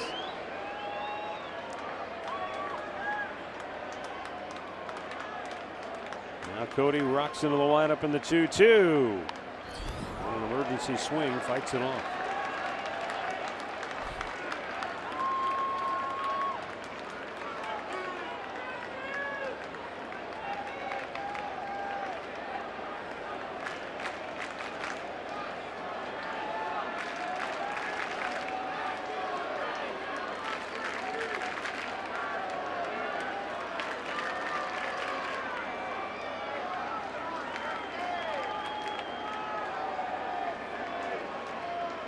Two pitch. Ooh, so very close. And a full count. And boy, that could change the complexion of this game in a hurry. Well, you don't want to walk him. You got to go up there, make him hit his way on. That pitch just missed on the outside edge. Breaking ball off the plate. Didn't come in. It was a ball. Now you have to throw him a strike. Instead, it's ball 4. And now it looks like a pinch hitter for the catcher Christian Vasquez. We'll get Marco Hernandez coming to the plate, representing the tying run now.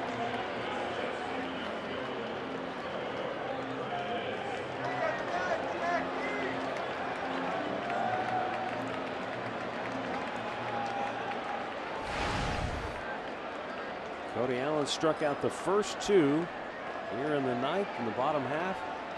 And then on a 3-2 pitch, it was close. It looked like he had Bradley Jr. maybe struck out on the 2-2 pitch, didn't get the call. And so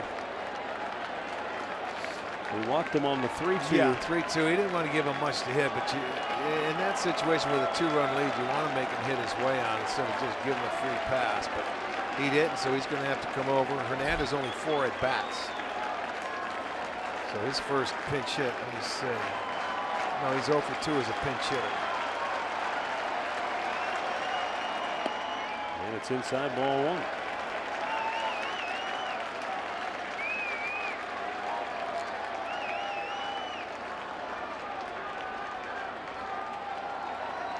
Marco Hernandez up with the big league club for the 3rd time already this year. He was just called back on Monday.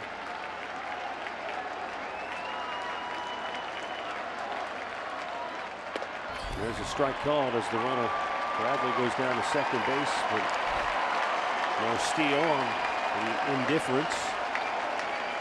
Well, the outfield, they're still playing deep. You're not concerned about the guy on a base hit. You get the ball right into second base.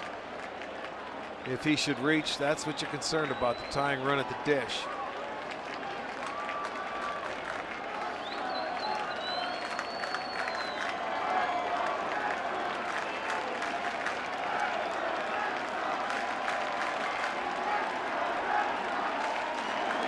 Chased one, and now it's a 1-ball 2-strike count. Combs did a beautiful job there to keep that ball.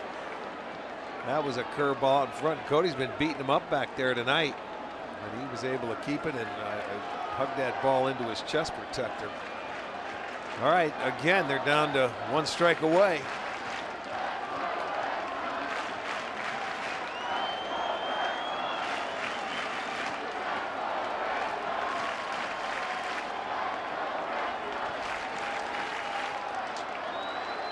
Cody Allen takes a long look in.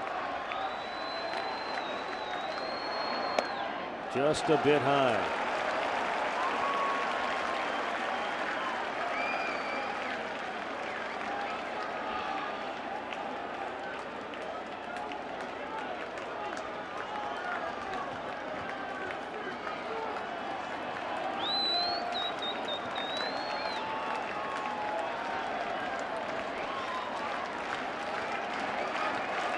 Now the 2-2. Swing and a miss. He struck him out to end the ball game. And the Indians win it by a final score of 4-2 as they run their win streak to 5 in a row and a new high water mark for the season at 22-17. Corey Kluber gets the win, his third of the year, and Cody Allen a perfect 10 for 10 in save situations this year, as the Indians also maintain a